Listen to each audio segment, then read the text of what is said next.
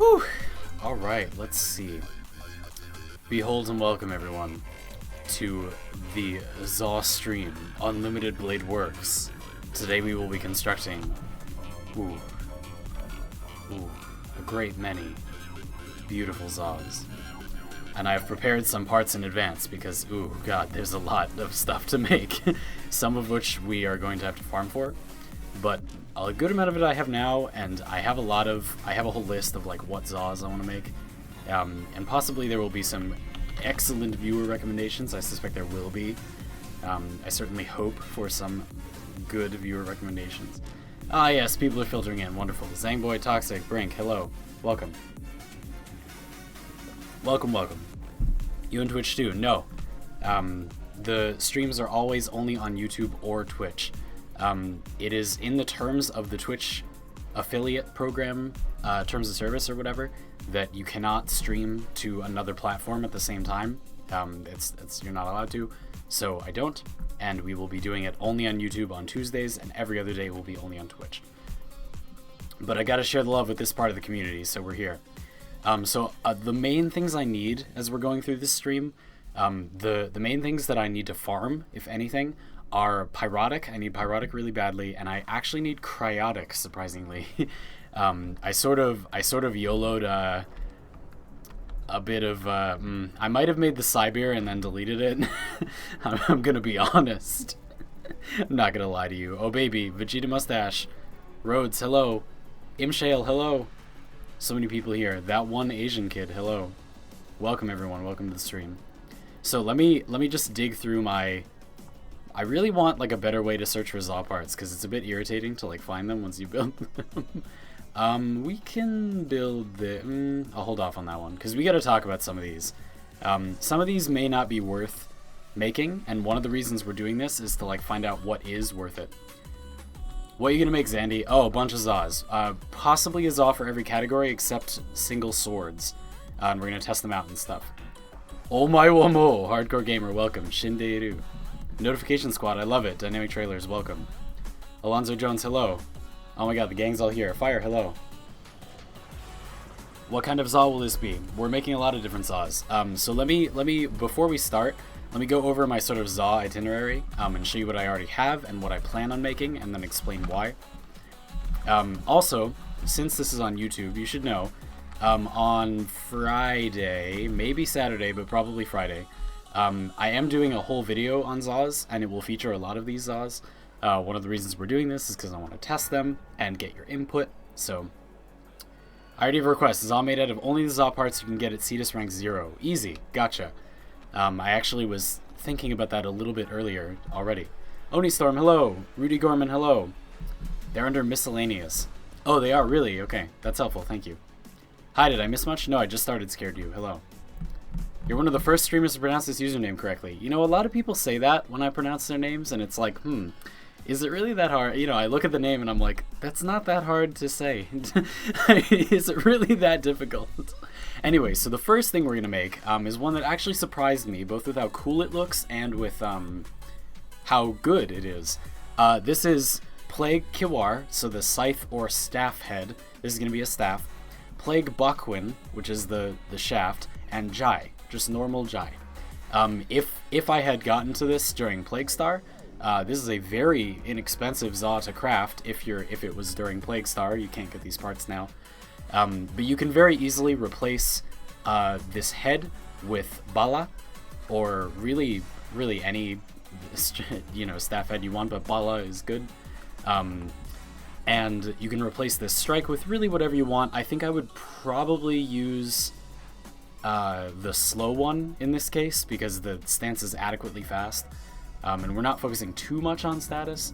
So anyway, so this is the first one we're gonna make. It's pretty spicy looking. We'll talk about it in just a sec. I just want to keep getting to comments. I thought you couldn't stream on YouTube if you streamed on Twitch. Well, we're not streaming on Twitch. Deadly, welcome to the stream. Thank you for following on Twitch. YouTube thinking. YouTube is subscribing is following. Twitch following is following. Mars, hello. It's funny, I discovered you thanks to Joey in one of his streams. Cool. That's awesome. One of the things I love about streaming on YouTube is that people like, people know me a lot better on YouTube. I've been doing this a lot more consistently and longer on YouTube, and it's easier to communicate with people because you all kind of know me, like, ironically, kind of better sometimes, because I've just been doing it longer, you know? Anyway, thank you all so much for the kind words. Branding's like, you recently found you on blah, blah, blah. Yes, it's good. It's all good. It's all been really good. I'm happy that people are sort of enjoying the slightly comedic angle that my videos are taking, because it's gonna continue. So we got that Zaw. Second thing we were gonna make, for every Zaw you make, you have to say behold. Okay, well, we gotta decide what to name them, right? Behold, the staff Zaw has been created, and I am super excited for it. Let's equip it and talk about it a little bit. Nathan Kirkwood, hello. Hey Xandy, what's your favorite frame? It's not really the way I think, so it's a bit hard for me to answer. I don't really have a favorite exactly, but I do have some favorites. I really enjoy Inaros, even though he's kind of wanting for synergy, which is a bit of a shame. I really enjoy, let's see, a lot of frames. Obviously I enjoy Neja a lot. I like playing Hydroid, but I don't know. Favorite is a strong word. I don't know. Again, a lot of these, like, I just like a lot of frames, and I don't know if they're like my favorite exactly, but clashing for. Ooh, I want Flailing Branch. That could be an issue. We'll take a look. Neither of them is like that good. One problem with staves is that none of the stances are that good. Yes, there it is. The I am the bone of my sword is here. Isn't the Jai 2 straight up better than the normal Jai? No, actually. So the let me give you the chart. What are good frames for planes? Really anything. You don't whatever you're good at normally. It's not, the gameplay is not that different than normal gameplay. So you don't have to worry about it too much. If you're comfortable with something normally, that's gonna be a good choice for planes. Fire, yes I do remember you. You were in the last one. Hello. Sorry, let me populate this thing and then I'll get back to comments. So the reason we're building this is that in a lot of cases Zaws are probably the best, like, whatever in their category. So for example, a polearm Zaw is the best polearm, you know, not the best at everything, but overall the best. A rapier Zaw is by far the best rapier. A dagger Zaw is by far the best dagger. A machete Zaw is by far the best machete, etc. Right? And then there are some categories where it's like a bit weird, or there's like some caveats to that. So for example, scythes currently are underwhelming just no matter what, because they are one of the few remaining melee classes with weak stances. And staves, that's true too, but the stances aren't that bad. So and also, like, the parts we have for a staff are pretty good. So we're gonna give it a try. It might not be like amazing, blow your socks off, but we're gonna start with one that maybe isn't so insane and then move up from there. What do I actually want on this? Questionable first mods. So let's go level this up. And this will be our staff. So our itinerary for today is we already have a polearm hybrid, we already have a rapier hybrid, and now we're building a staff hybrid. Then we're going to build a critical dagger, then we're going to look at my machete hybrid and maybe revise it, and then we're going to talk about making a scythe Zaw and making a single sword Zaw, both of which I do not think are worth it, but for different reasons. So yeah, your wall tiles annoy me. Target on point. I'm sorry that they annoy you, but they are increasing the sound quality by a lot, so you should be thankful for them, because they are a hero. They are collectively heroes. For some reason, I'm going to bring Helios. I don't know why. That's just what we're bringing today. Yeah, the shape of, like, this room is just bizarre. Like, it's really awkward. Our apartment is so awkward. Like, my girlfriend and I kind of, like, no-scoped to this apartment, and just, damn, it's so awkward. Salmon, hello. There currently is not yet a promo code for this stream, because I always want to wait until it comes down a little bit. The difference, one of the many differences between streaming on YouTube and streaming on Twitch, is that, at least for my YouTube, and the lack of, like, people streaming on YouTube at all, like, the amount of people watching at the beginning of the stream is way more explosive, and then it, like, dies off. whereas on Twitch it usually like grows slowly, you know. So I'm waiting. But Salmon, I'll get to that right now. This is about, you know, I was waiting, but this is about the right time. We have established the beginning of the stream adequately, so we will jump into the next stage. Let me just make sure it's up to code. Look at it from a third-party perspective. Looks good. Great. Happy with it. Let's go. But one is missing. Oh yes. So target one of my wall tiles fell off. The tape died, and I'm working on fixing it. I know it is a bit awkward.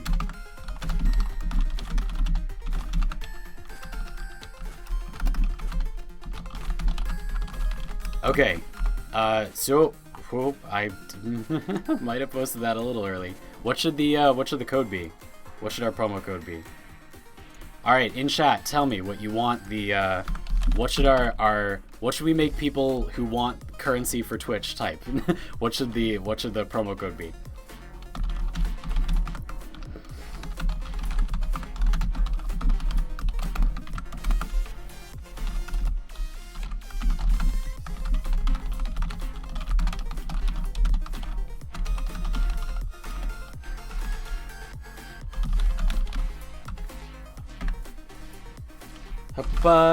Notepad. Now I gotta write down all the people that are going to get stream currency, which I know the first one is gonna be Salmon.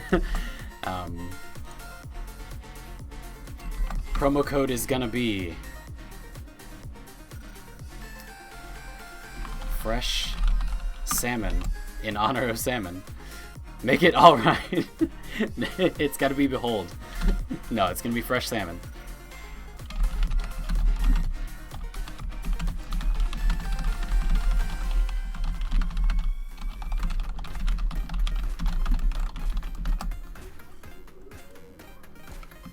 Lovely. There we go. And now we have to send it out on Discord. Alright, let's jump into this first mission. This saw is going to be a bit awkward to begin with. Again, you can't... I really don't like that you can't catalyst them. Like, if you're going to catalyst them at all, like, can you just do it right away? Like, it was really awkward.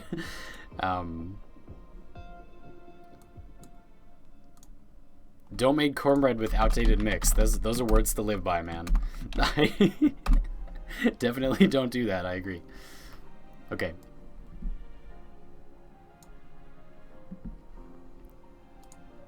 And here we go.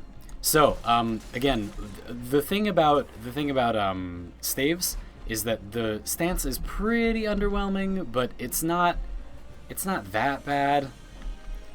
I feel like Xandy has a standing desk or something. Yes, I do. I absolutely have a standing desk. This combo looks cool with this Za. Maybe I won't change the stance. This combo looks cool with this Za. So the basic combos here are this one where you stand still, and then the forward one. The forward one is you just hold the forward key and you'll do this spin, which I think is one of the better attacks this stance has to offer.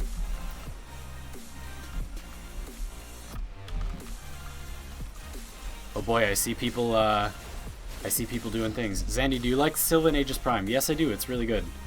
A very spicy weapon. Let me just get to safety so I can do these promo codes.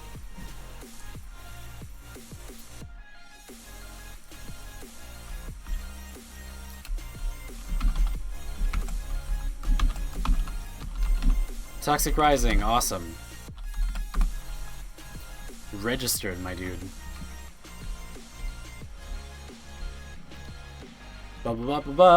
Nathan, you just type it in chat along with your exact Twitch username. It has to be your exact Twitch username or I will not be able to give it to you, but just type it.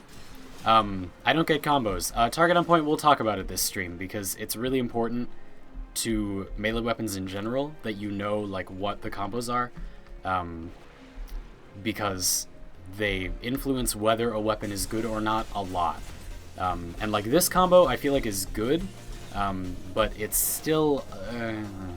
Hey Xandy, did you ever try out Atlas with melee ribbons? They actually work with this landslide. I heard that they did not, and tested that they did not, but it may have changed. If it has, that's a bug, just so you know. But that's cool. I would be interested to try that out. That sounds cool. But they don't want that to happen, so they'll probably get rid of it.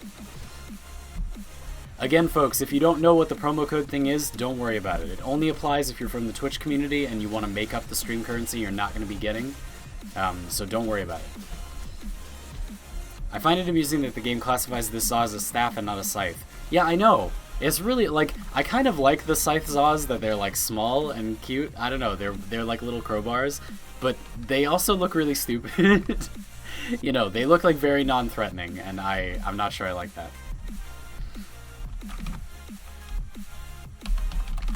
Lucas, gotcha. So, yeah.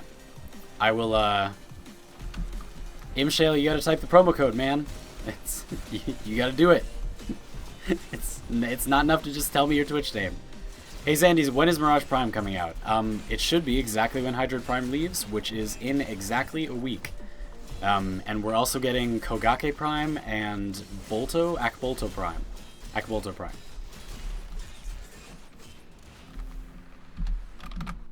That's an intense username. Also, if all of you are typing in my promo code to get stream currency, which is great, make sure that you follow me on Twitch, because that's where you can actually use it. And a lot of the rewards don't really apply if I'm not streaming, just like they don't make sense. Like, you can't make me say something if I'm not streaming, you know? So you should follow me on Twitch, which is in the description if you like.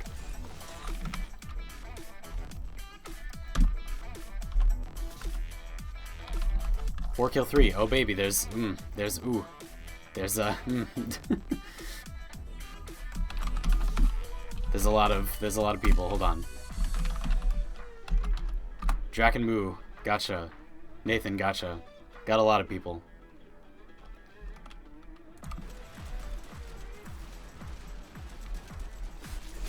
Oh no, Imshale, it may be old, like it may be that you've been able to do it with Atlas for a long time, but that doesn't change the fact that they have explicitly stated that they don't intend that to work.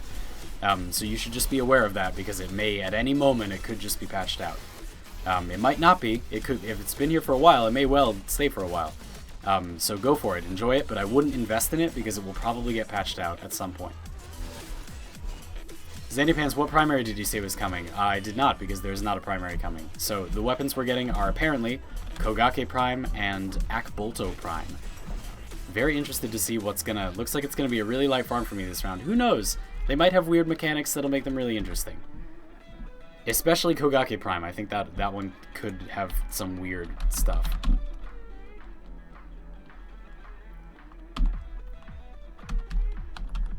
Some of these names are incredibly difficult to type. Hold on. Let me make sure I don't miss anyone. Okay. Missed the whole glyph giveaway. What was I supposed to do? There was no glyph giveaway. There was not a glyph giveaway. You didn't miss anything. You're fine. No one's missing anything. Horde, thanks for following me on Twitch. Thank you for the support, cross-platform. I love it. Oh baby, that cross-pollination. Crazy Monkey, thanks for the follow. Thanks for the follow on Twitch. I'll be happy to see you tomorrow for the Twitch stream. What's with the Unlimited Blade Works? It's an anime reference. We're building a bunch of Zaws this stream, and I really like Fate Stay Night Unlimited Blade Works, so I decided to make a meme. Don't you mean Ak Bronco Prime? No, Akbolto Prime. Kogake? Oh hell yeah, I got a really spicy ribbon for that. Oh good. I mean, I'm sure it'll be a good time. Kogake's already not even that bad, you know? The Kogake Prime will be a Prisma Obex replacement. No, it won't, because Prisma Obex is primarily a very niche weapon. It's augment, and it's incredibly high attack speed. So I really don't think so, because Prisma Obex is already not a great general use melee weapon. If they make the Kogake Prime have like normal, like good melee stats, it will fill a different niche than Prisma Obex. So I don't think so. I think that is actually a good one. There are not very many sparring weapons that are good. There are not very many sparring weapons, period. So I actually think that's a pretty good one. It irritates me every time we get a dual sword, because we have so many good dual swords. This is the opposite. We don't have almost any good sparring weapons, so this is great. Super excited. I'm liking this Zaw so much. A good amount. Is the scythe stance still changed to a machete on PC, or has it been reverted back to the scythe? It was reverted back to a scythe. We will talk about scythe Zaws at some point, but we probably won't make one, because I don't think it's actually that much better than like other scythes, for one, and two, scythes are just not that good at the moment. The stances are really awkward. They're not awful, but they're a bit awkward. Okay, so this definitely is something to be desired before gilding, but that's kind of true of all Zaws, no problem. No problem. Oh baby, the true Daraj, thanks for the welcome. Thanks for the follow. Thanks for the welcome.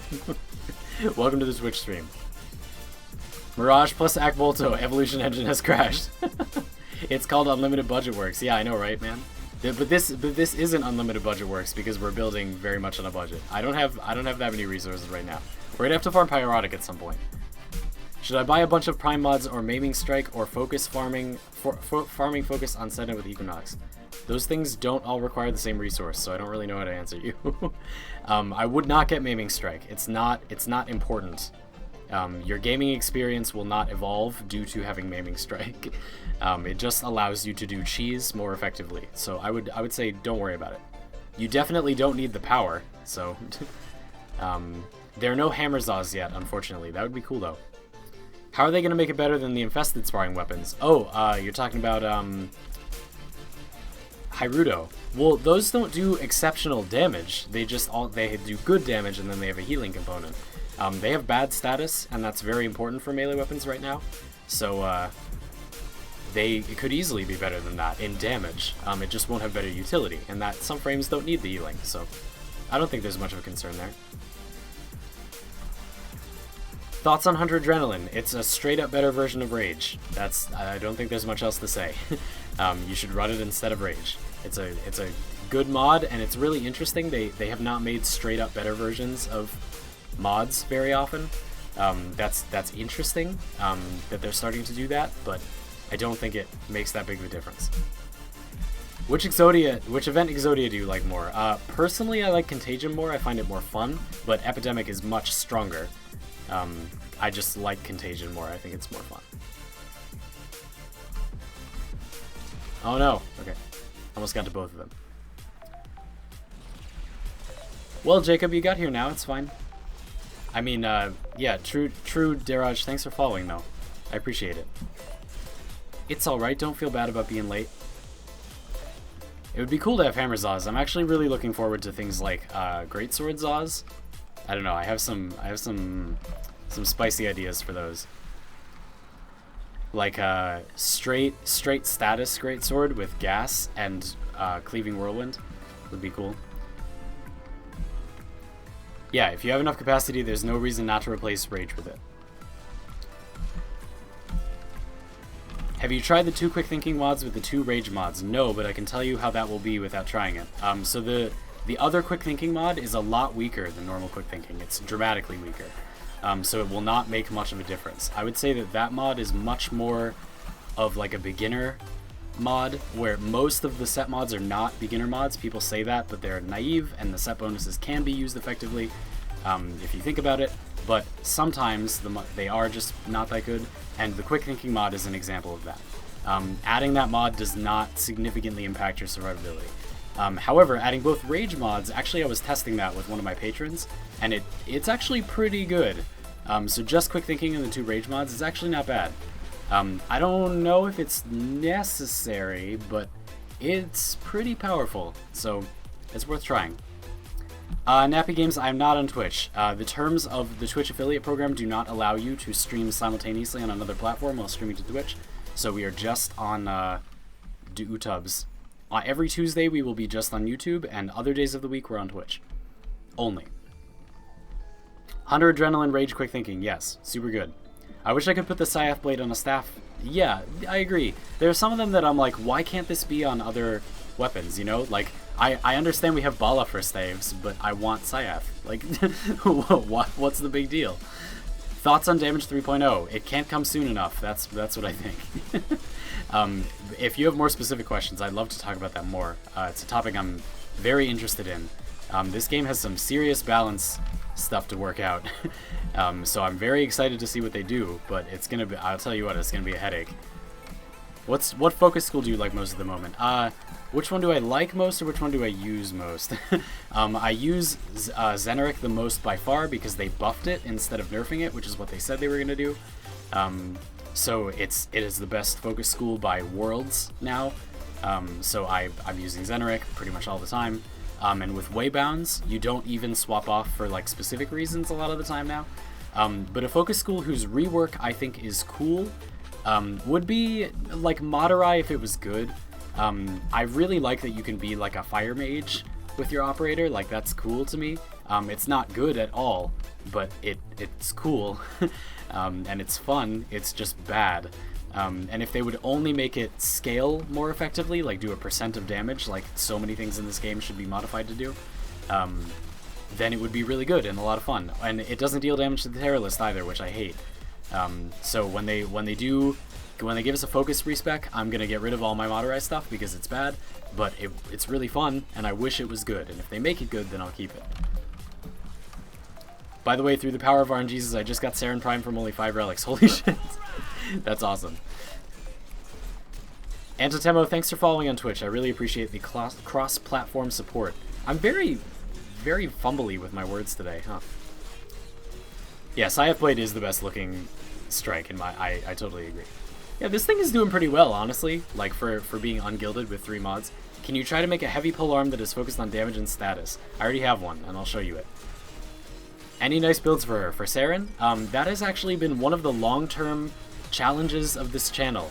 If you've been around on my channel for a while, you may have noticed that Saren is one of the only Warframes that I have never made a video on. And that is no accident. She is a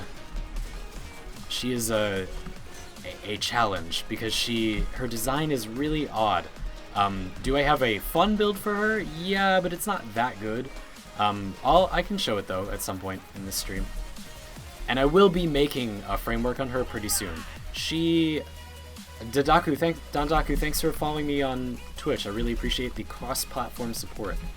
Saren is up in the framework order around New Year, I think. Around the New Year. Maybe a bit sooner, actually. Might be around Christmas, actually. Saren is not that far off in framework. Alexa Spartia, thank you. Welcome to the stream. I hope I pronounced your name adequately. Alright, this thing is ready to be gilded. Imshale, I disagree only because of combo duration mods, but I agree that the Naramon combo counter duration decay thing is fun, like good and fun.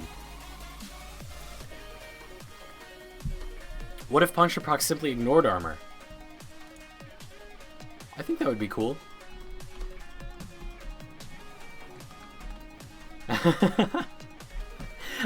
Oh god, imagining the Scythe doing the spinning combo of staves makes me Hydra. I know, right? Armor piercing already used to exist, Rending Psycho. They removed it from the game. Yeah, it was interesting. I'm happy they took it out though. It's a little bit too spiky. That's one of the issues I have with it. Like on high levels, it's like you're basically just like rolling a dice on whether your attack does 0 damage or one-shots the enemy, which is like a bit... Blast Corrosive Asthma with magazine capacity and status chance. That's what I use on my asthma, so yes. Status chance doesn't suck on pretty much anything, and it definitely doesn't suck on the asthma. But I think that's good. It's not an English name, so it was perfect. Okay, awesome. Just got here. By that title, you mean Gilgamesh's Noble Phantasm. No, because that's not Gilgamesh's Noble Phantasm. Gilgamesh's Noble Phantasm is Gate of Babylon. Let's nerd out about the Fate series on this stream. I'm totally down. Alright, what are we going to name this thing? It's obviously going to get a V. If you ever have a question about what polarity you should put on your Za, it's always a V. It's always a V. No matter what kind of build you're doing, it's always a V. What is Gilded? So the way that Zas work is you build it, and then you have to rank it up ungilded, which is a bit, it's a bit weak during that time, weaker than pretty much all other melee weapons would be. And then when you're done ranking it up, you bring it back to Hawk, and you have to pay 5,000 standing and 2 wisps, and you also have to be rank 3 with Cetus. And then you get to name it. You get to put a free Forma on it. It doesn't cost the Forma, but you get a free Forma, and then you get to name it. And then you level it up again, and then it's done. So basically, for the cost of the Za being weaker with 0 Forma, you get a Forma for free. You just have to level it up twice, is how I would describe it. Could you show us your Asthma build at some point then? It's actually not done, but I'll show you what I have, sure. Asthma status is actually not that bad. 10% on an auto pistol is pretty good. Which is good, yeah. What are we gonna name this thing? Name it Mr. Memer. Pedluck's Revenge. Ebola Oh no, no. It's a Cooper cane, yeah boy.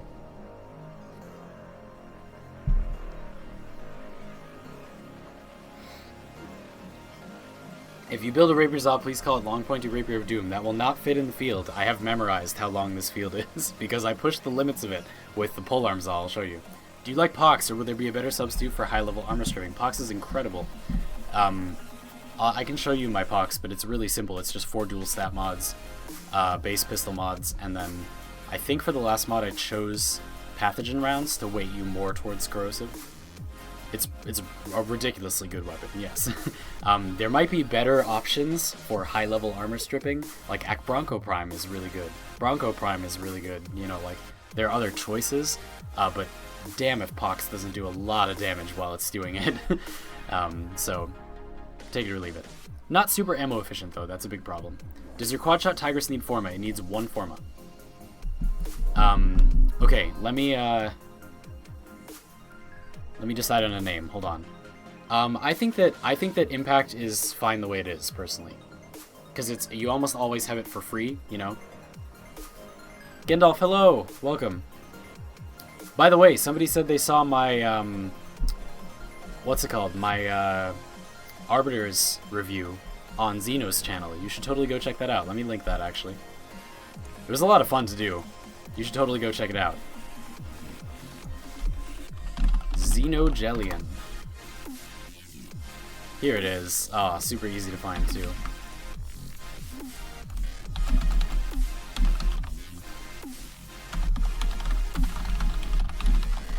It was a lot of fun to do. It features a behold, so. Okay, we gotta decide on a name.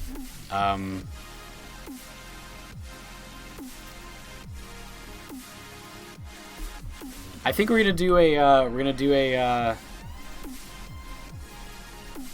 fate reference name. Is that how you spell it? Dunskioff? This is the place that Kukulan trained with to use the spear, the Gabolg. Is it Dunscaith? It might be Dunscaith. It's Dunscaith. Make it all caps so it looks like a real weapon. Xeno game, no life. There you go. Pox is better because Pox allows you to strip armor in an AoE. Gendalf, I disagree because with like Bronco Prime, for example, you get the benefit of being able to more quickly apply the effects to a larger amount of areas, and you get the CC a bit more snappy, which can be better. And it's also better against aerial targets because you don't have to like lead, you know. Dunscaith, here it is. Okay, so let's fashion this a little bit and then, you know, put the right sauce on it. We might have to change this to Flailing Branch depending on who I'm going to use it on. Let's potato it. I bought a bunch of potatoes while they were on sale. Bam. Okay, so we'll look at the final stats of this in a secco.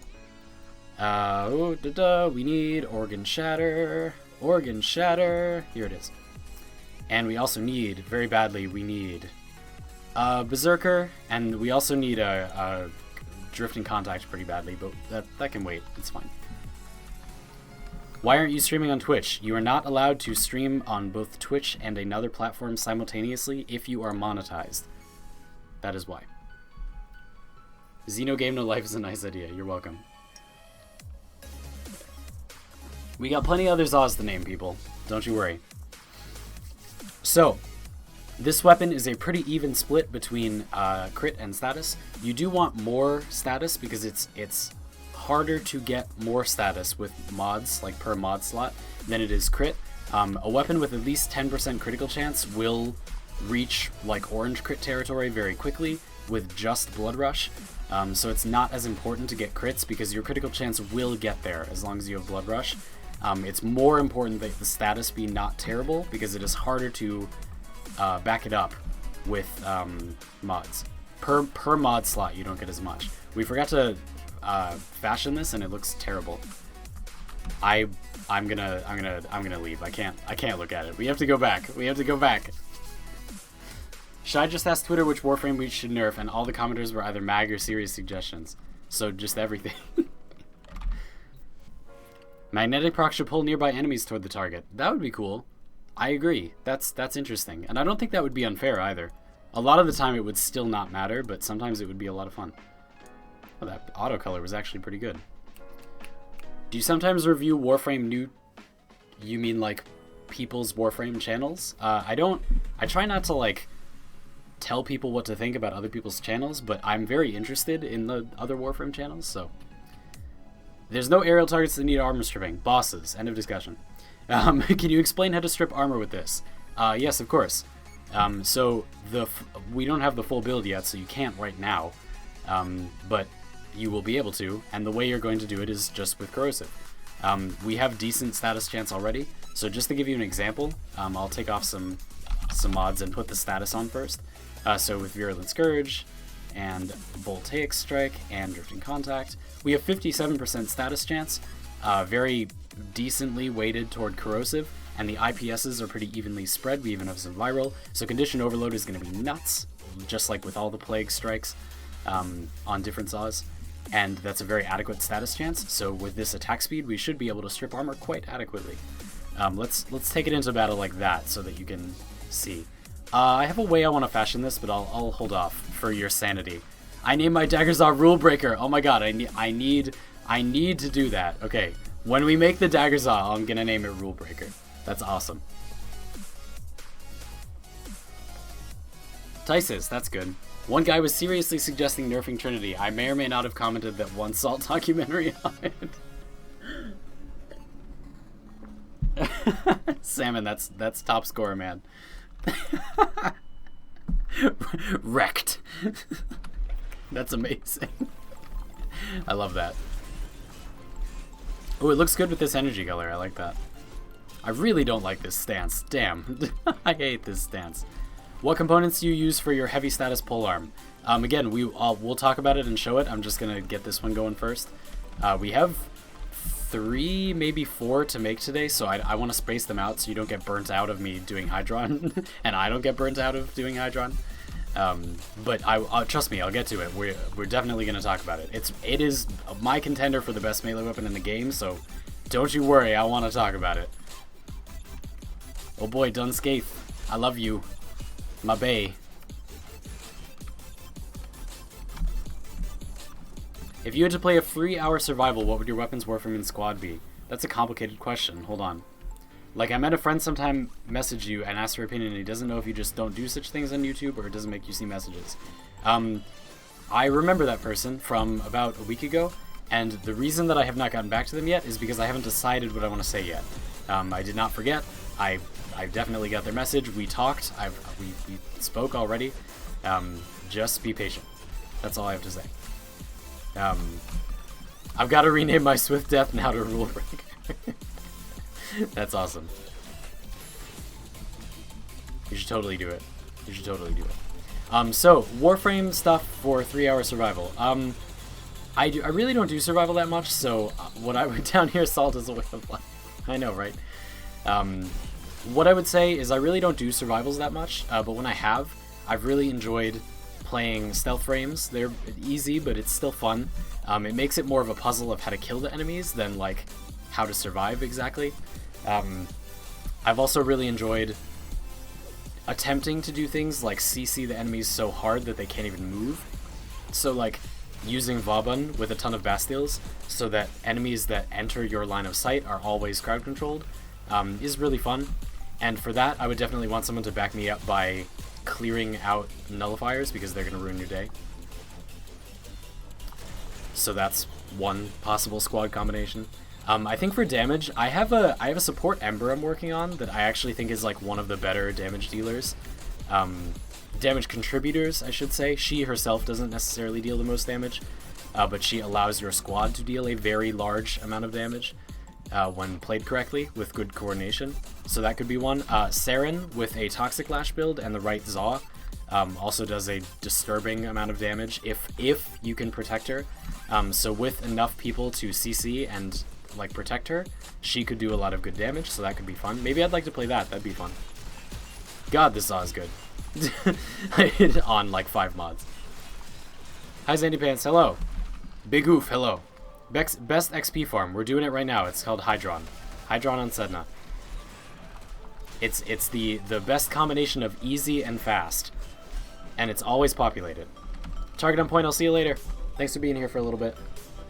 When to and when not to use Weeping Wounds. KCS, actually, my polearm Zaw uses Weeping Wounds, so I would be happy to show you it there.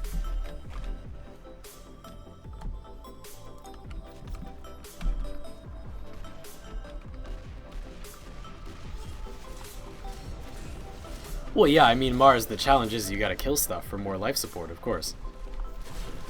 I have no idea where to start with Zaws. Please help. Don't worry about it. Now that we're getting going here, I am gonna slow down for the next Zaws we're gonna do, and I'll take you through the whole process. Don't worry. Don't worry about it. We're just giving an example and getting the stream going with this one, and then I will explain why we did what we did with this one, and then we'll do the whole process from the beginning with, what are we gonna do? Probably the dagger. I think the dagger. If I have the parts ready, I might need to farm for the parts a little bit. We'll see. But we'll do that. And I'll talk you through it. I'll tell you how I'm figuring out what stats we're gonna get. I'll give you lots of examples. Don't you worry. That's why we're doing this. A lot of people are really confused with Zaws. They feel really overwhelmed. It's actually really simple once you know where to look. And I will help you. Don't you worry. Again, we are making a YouTube video about this on Friday. One of my patrons is at a very high reward tier and chooses a video for me to make every month. And this month he very wisely chose a Zaw video. And I think that's a great idea and I'm super excited to do it. What's the link for that Zaw? I would be happy to link you that. Let me just finish leveling it up by running it in again. Yeah, but this thing is super good. I also made a spear Zaw with the explosive arcane and named it Chase the Fall. Oh, sweet. Cool. Yeah, Edward, I was lukewarm about the 7 Deadly Sins, but I did like that weapon. Do you have any Zaw Arcane on? No. Not on this one. I'm actually not max rank with Cetus, so I can't buy the, like, higher tier Arcanes. Yeah, King is the man. Again, that show was, like, a little questionable at points, but King is the man. He was a cool character. When we, my girlfriend and I went on like a 1-month trip around the northeastern United States to look for a place to live once she graduated college. This was last winter, and one of the places that we visited was Providence, Rhode Island, which I highly discourage you from moving to. I greatly disliked it personally. But we spent because we didn't like it, we didn't spend a lot of time walking around, so we watched all of the 7 Deadly Sins while we were there for a week. And it was pretty good. It was alright. Hello. Ayonoshi. Welcome to the stream. Kagatsu. I will call you Kagatsu, if that is suitable.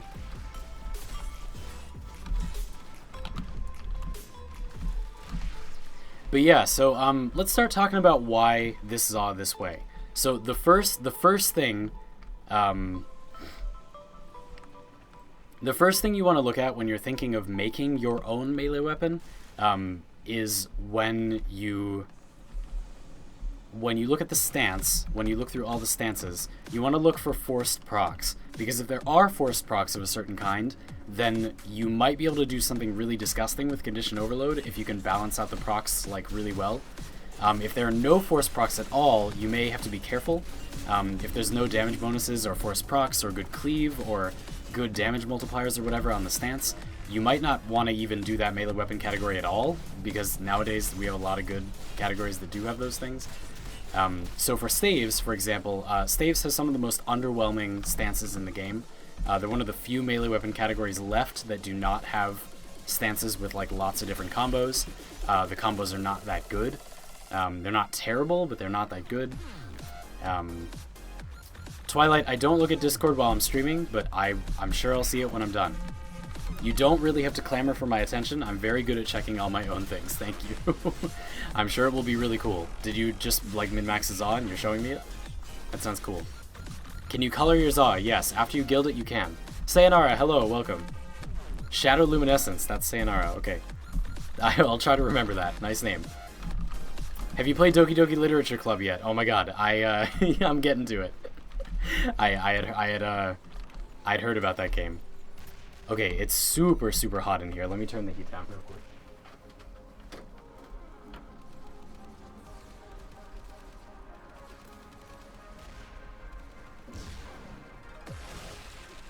That should be fun. Kakashi, hello. Taoist. Taoist is Kakashi. Okay, I might forget some of these things. By the 9 divines, I request to be called Manko. No, that's dirty. Nobody wants that. I'm sure almost no one watching this stream knows what that means. So it's fine, but no. That's no. No, just no. What's the most disgusting broken OP thing you've done? I feel like it's the quad-shot Tigress, like, trigger bypass thing. I kind of feel bad that I found that, because now, like, I can never take any Tigress Prime build seriously. So Jacob, what I'm talking about is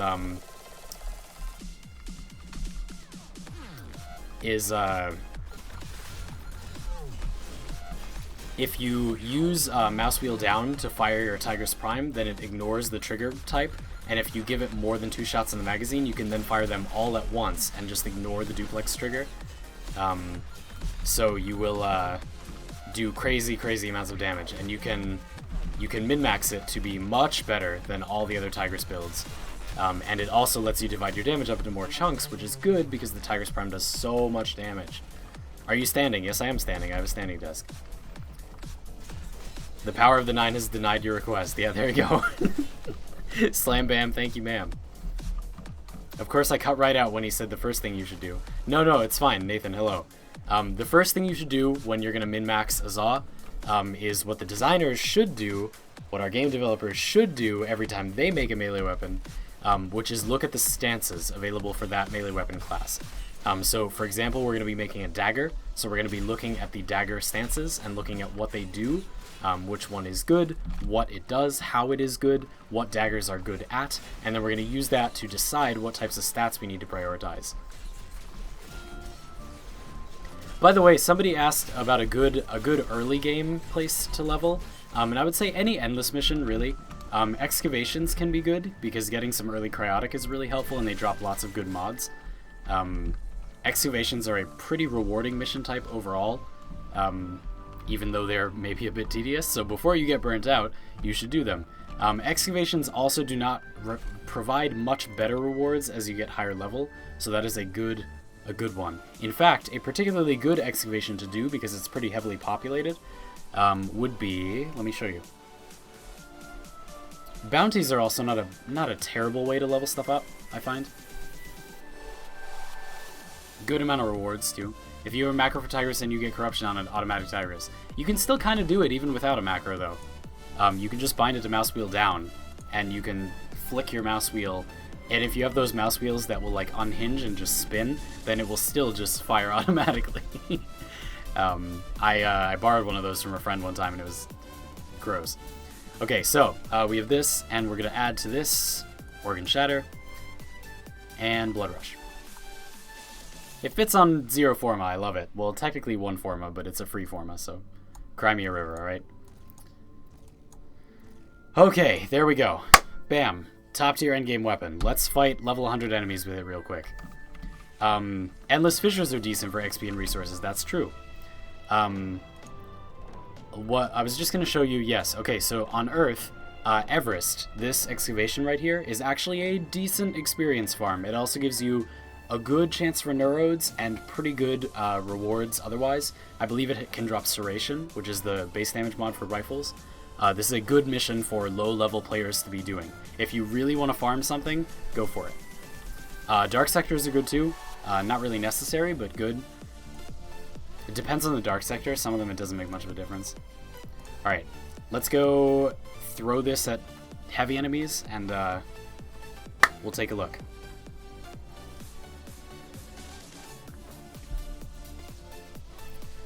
Earth has a dark sector for Cryotic, it's true, but Everest is more populated, and that can be a problem for newer players, so that's why I mentioned it. People who know about the dark sectors don't need my help. They don't need an answer to that question.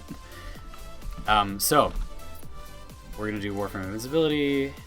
We don't have anything that... Let me make sure my Hydra doesn't have Corrosive Protection, but I'm pretty sure he doesn't. We're going to fight Bombards so that they're not weak to our damage type. We're going to fight 8 of them. We're going to put them at level 100 or whatever. Oh no, well, okay, friendly fire. No, leave me alone.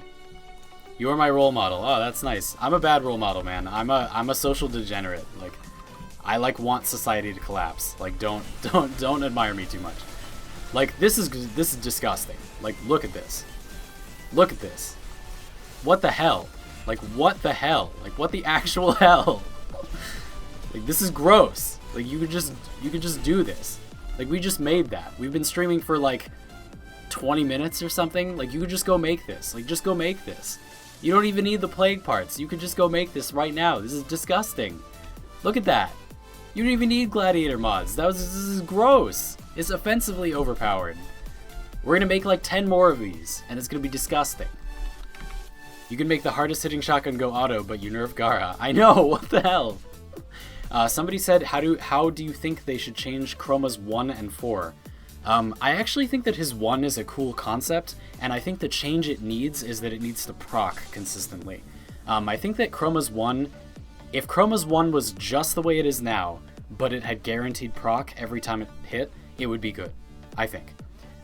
Electricity would get buffed, and Toxin would get buffed. Those two would get buffed the most, and those are the two weakest elements on Chroma right now, so that's great. Heat would get buffed, I would say like a medium amount, and Heat is like, I would say the second best overall, second most popular overall. I think it's better than Cold, but most people don't, so there you go. And Cold would get the least buffed. It's still buffed a lot, it would still be good, but it would be the least. So there you go. Hello American, hello Ruben Gregory. I am unfortunately an American. How do you choose the parts for a Zod? Do I have to build a bunch of parts and check what they do? No. We're going to talk about that right after I show, after we talk about this a little bit more. Ben Talbot, this is what this stream is all about. We're just going to go through this entire process. I hate society. It should all burn. Hallelujah. You godless heathens. Ugh.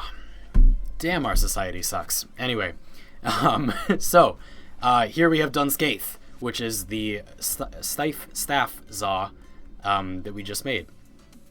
And the way that we decided what to make was mostly general, but a little bit specific to staves. Staves have good cleave, but not good stances overall. They don't have good damage multipliers, they don't have great hit count, they don't have any force procs on any of their stances. So, yeah. But even so, it's very easy to make a world-destroyingly powerful weapon with these mods. This is pretty much the build that I would recommend on any generic melee weapon, and staves are a relatively generic category of melee weapon, so I would recommend this. Hey, you want to play Cryptpath Riven, XandyPants? I really don't. Because I do this kind of content, Ruben, so like, if I use a Riven, then people are like, oh, it's because he has a Riven, you know? I don't use Rivens at all, mostly, because they cause problems for me as a content creator. I don't know why content creators like Rivens. Xandy confirmed anarchist. Yeah, I know what anarchy is, thank you. Yes, of course I am. Aren't you all? Like, for goodness sakes. I'm not a straight anarchist, like, there could be a society that would be good, it's just not this one. Did you say unfortunately an American? Yes, obviously.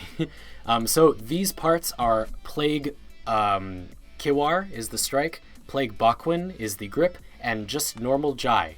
Again, I'll type it in chat.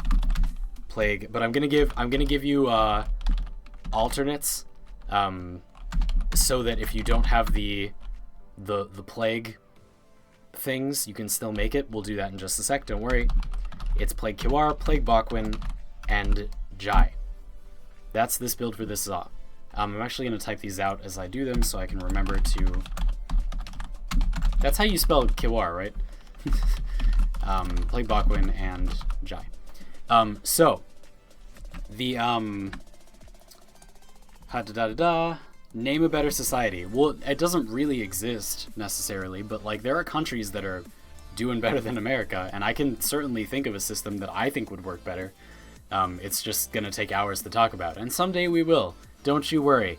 I have only just started YouTube. Don't you worry. I'm going to impose lots of my opinions on you over the years. Don't worry. They're coming, just not yet. So what we're gonna be using to min-max our ZAs is either this, which is the ZA compendium, and there's also, if you prefer this format, the ZA calculator, which I'm going to link in chat right now. There you go. So here we have the ZA calculator and the ZA spreadsheet. Would you recommend getting more than one of each plague item? Yes. If you're on console, what I would recommend that you do is get 1 or 2 of each of the grips and 3 or 4 of each of the strikes. The strikes are a lot better than the grips. The strikes are straight up better than other strikes, and the grips are a side grade, which we will look at in just a moment. I'm actually gonna have you all look at this with me. Hold on. Let's switch over to here. Oh, that's awkward. We have some elements that have been discontinued. I will discontinue them. Hold on. Oh wait, screen cap. Okay, this one. Wrong thing. Ignore that. So, the 2 resources we're going to be looking at are the ZA compendium, which is just a list of all the stats for every possible ZA. As you can see, there are a shit ton of them. And the ZA builder. This may look less overwhelming, but I actually find that the compendium is easier to use once you know what it is. So, Shadowluminescence, can't wait to listen to that. Well, you asked for it. We're not going to talk about politics. Britain versus America. America loses every contest. I feel as though DE is more focused on pumping new content out than refining broken or useless mechanics. I agree, but I don't think that's necessarily their fault, because they're very unlikely to make any money off of anything that is not new, and they do have to get paid. So, anyway. Bido Basic, I'll see you later. I'm just not a fan of ZAs with limited options so far. They're totally not limited. But I'll see you later. It's okay. If you don't like what you're watching, I'm happy that you just said goodbye before leaving. That's really nice. But they're totally not limited. Anyway, so this is the builder is good for showing individual parts. I actually find this is much more efficient, like time efficient, once you know where everything is. So we're going to explain both. First thing is the ZA calculator. And as you can see, here is every strike in the game. There are not that many. Here's every grip in the game. There are not that many. And here's every link in the game. There are kind of a few. So what you'll notice, first off, is that the plague ones have additional bonuses to status or crit. The Kiwar has some bonus status, and the Kripath has some bonus crit. So these are a pretty large upgrade over, for example, like so, the Kripath is a mostly puncture-focused polearm and rapier thing, and the Detat is a puncture-focused polearm and rapier thing. But as you'll see, although it's a little bit slower, the Kripath is a little bit slower, it gets more damage, only a little bit more damage, but more, and it gets 4% more base critical chance, which is a big boost. So the Plague Kripath, I would argue, is a straight upgrade to the Detat. There's really no two ways about it. Plague Kiwar is the only option for Scythes, so obviously it's better for that. But for Staves, it is also better than your other option is basically Bala. As you can see, it is just like the other one, a little bit slower, but it does dramatically more base damage. It's a lot slower, but not really a huge amount. And the status gets boosted. So these strikes are a lot better than comparable strikes. The grips, however, are mostly a side grade. As you can see, Pei is the fast grip, and Plague Aquin, which is the one-handed event grip, is between Pei and Laka. It's not really better in any way, it's just between those two speeds. So, there you go. I heard Maiming Stress getting nerfed. Rip every melee build on YouTube. I disagree. Pretty much none of mine use it. I'll be fine. Are the plague parts going to be the equivalent of vaulted prime parts after the event ends? No. So again, while the Kripath and to a lesser degree the Kiwar are better than like comparable ZA parts, the Plague Aquin and Plague Bakwin are just side grades. They can be good, but I would strongly recommend that you just pick your grip based on what you like the look of, because you can mostly adjust all the other stats just fine. So pick whatever strike you're going to use. Mostly you're only going to have one option, but sometimes there are a few. Pick whatever grip you're going to use, and then you have to go through this min-maxing hell of links, but it's actually not that bad. Basically, you just get to fiddle with the damage, speed, crit, and status to varying degrees, or not at all, depending on which link you choose, based on which one you pick. And if you don't want to change them that much, there are simple links that do that, and if you do want to change them a lot, there are complicated links that do that. What you should know is that for the most part, the links are equals of each other. They're not just better. The more expensive ones are not just better. They're pretty much just different. And I have made plenty of good Zaws. Like the one you just looked at is just Jai. This is just the rank 1 link. You can make this right away. It's very, very easy to get. Somebody asked for a Zaw build with the most basic parts that you can get at rank 1, and that Jai, and then just like whichever of the handles you like, and then whichever strike you want is a good Zaw. The critical thing to know about Zaws is that even if you pick parts literally at random, it will result in a good melee weapon. It might not be great, it might be able to be better if you min-max it more, but if you pick random parts, you will always get a good melee weapon. An end game viable melee weapon, you know, if you must say it that way.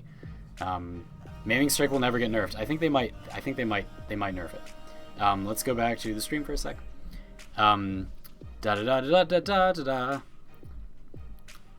You still haven't said when to use Weeping Wounds. I'm getting to it. So having explained that initial thing about Zaws, I'm going to show you another example of a Zaw that I made that is really, really good, and we're going to talk about why it's really, really good, and then we'll move on from there. So the Zaw I'm going to show you is the Arcane Lanzo Fishing Spear. This is a pretty popular Zaw that I've made. It is called the Lanzo Fishing Spear. It's not the Lanzo Fishing Spear. It says Arcane because I have an Arcane on it, but that doesn't affect the stats. Don't worry about that. This is a polearm Zaw with the... Let me build it in the Zaw builder, which we're going to go back to real quick. So the strike is the Plague Kripath. The grip is Sikala. And the links are Equana to Jai. This. And as you can see, we have the base stats of it here, which will corroborate with what you see in game. It's got 14% critical chance, 2.2 multiplier, 32% status, 73 total base damage, relatively evenly divided between puncture, viral, slash, and impact in that order of how much you have of them, which is awesome. That is an incredible damage spread. Let's jump back to here. And you'll see that this weapon has those exact stats right here. Good.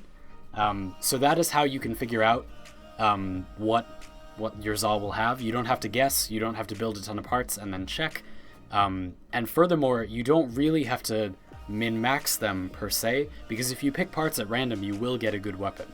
The only min-maxing that can be done, I would say, is thinking about what mods are going to end up on the weapon, and then like planning out how you're going to set the weapon up so that it will be the best with those mods. For example, on this weapon, which it's gonna be Prime Fever Strike, but I need Forma. Here we have this build. I've chosen to use this build on this weapon. The reason I'm using this build with Weeping Wounds, which is answering the Weeping Wounds question, KCS. Shadow Luminescence, I'll see you later. Thanks for stopping by. I'll see you later, Sayonara. Is because of this weapon's damage spread combined with its stance. So Twirling Spire has... We're gonna go over here again. Twirling Spire. We're going to look this up on the wiki, and you're going to see that nobody likes this format. Please show me the legacy format. Whatever, we'll have to deal with it.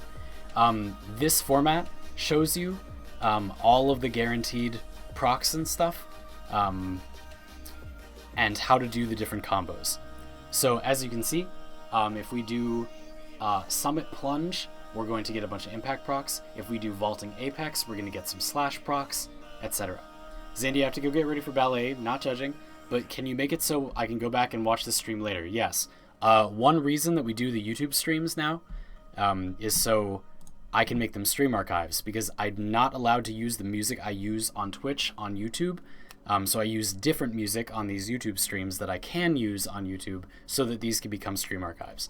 So you will be able to watch this later, yes, don't worry. And remember, I am making a video about this topic on Friday too. I think this needs to be thoroughly covered, so I'm doing both a stream and a video on it, and I hope that's helpful. So, again, as you can see from looking at the stance, there are some guaranteed slash procs here, and they're very easy to get. Let me show you to get them. That's, okay. Formats. All you have to do is hold forward and button mash. See those two little pokes that I just did? Those give guaranteed slash procs. So as you're going to see, if we jump into these enemies. Smith Pandora, hello, welcome. 1, 2, poke, poke. See the slash procs? 1, 2, poke, poke. See the slash procs? I know they're a bit hard to see. Poke, poke. See how there are always slash procs, and then these enemies are getting like horribly one-shotted? That's, yeah, that's that.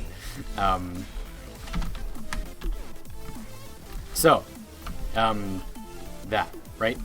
So now, basically, what I did when I was making this weapon is I knew that this stance was going to give me guaranteed slash procs, so I know that if I'm up against heavy armor, I don't really need corrosive because I can deal with it by doing the forward combo and proccing 2 slash procs guaranteed after just a few hits with the stance. So knowing that, I built the weapon to be good against everything else, because I know against armored enemies, I'm gonna be able to just guaranteed slash proc them and kill them. So given that, I built the weapon to be good against everything else. That's why we have Toxin for some DOT and to ignore shields against Corpus enemies, and some Viral to have health of enemies, and this even spread of damage for Condition Overload, and Weeping Wounds so that we get these damage types relatively evenly. We need Viral the least overall, although it is nice to get 1 proc. Having follow-up procs is not as good. So I balanced the weapon status chance when I built it so that Weeping Wounds would give me exactly 100% status chance at the point at the combo counter that this weapon normally gets to. So, going back over here, screen cap, we're going to go to Weeping Wounds, and there's a little chart here that shows you how much status you get at various points of the combo counter. So as you can see, by looking at, we're at 44 status, so let's round up to 4.45. At a 2.5x combo multiplier, we will have 95.627% status chance, which is basically guaranteed.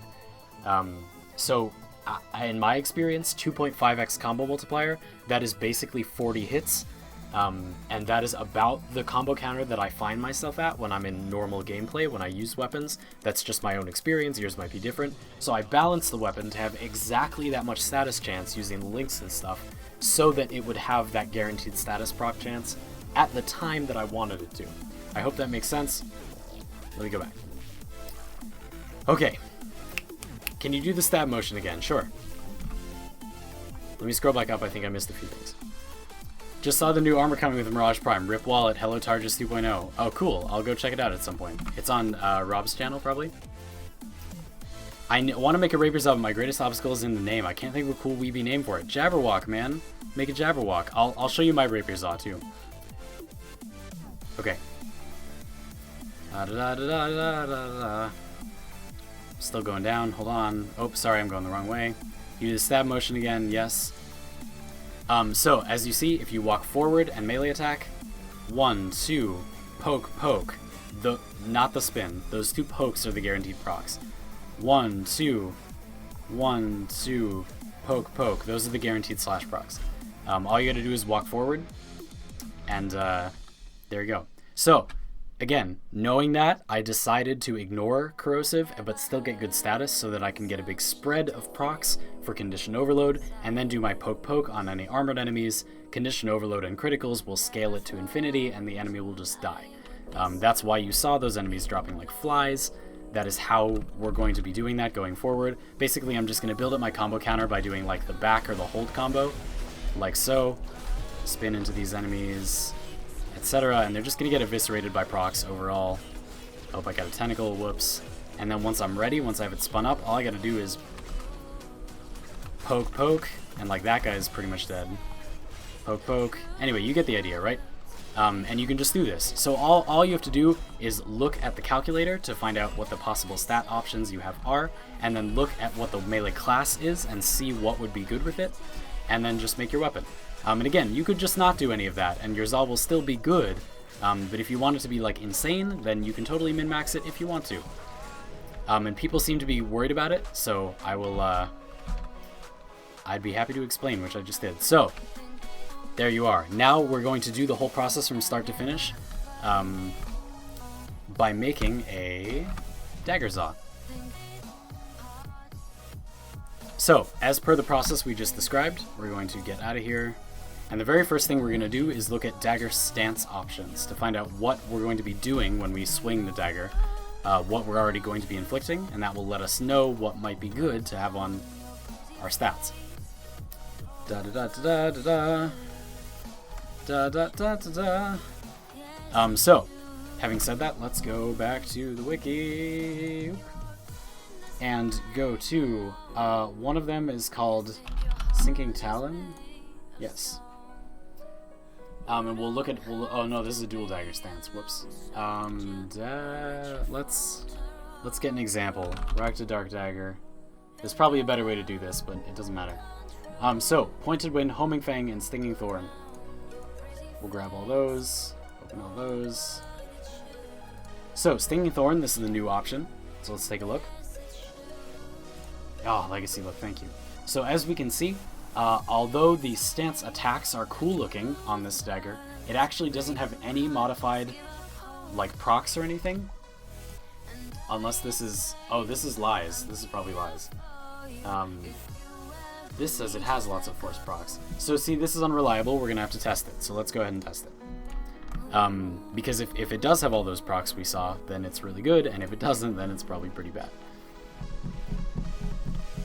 Now, without Weeping Wounds and Conditioning Overload, we'll just make it with crit stats. That's all you have to do.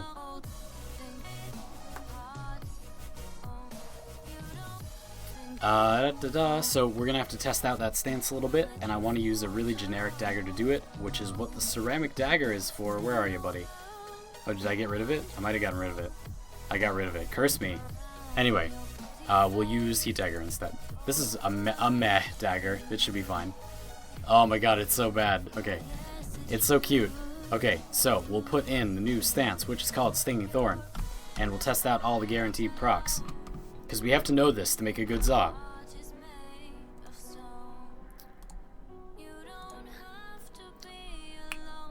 So, Hampack, if you need to make these builds without Condition Overload and Weeping Wounds, 89th Zargon, thanks for following me on Twitch. I really appreciate the cross-platform support. Man, I can't say the word cross today.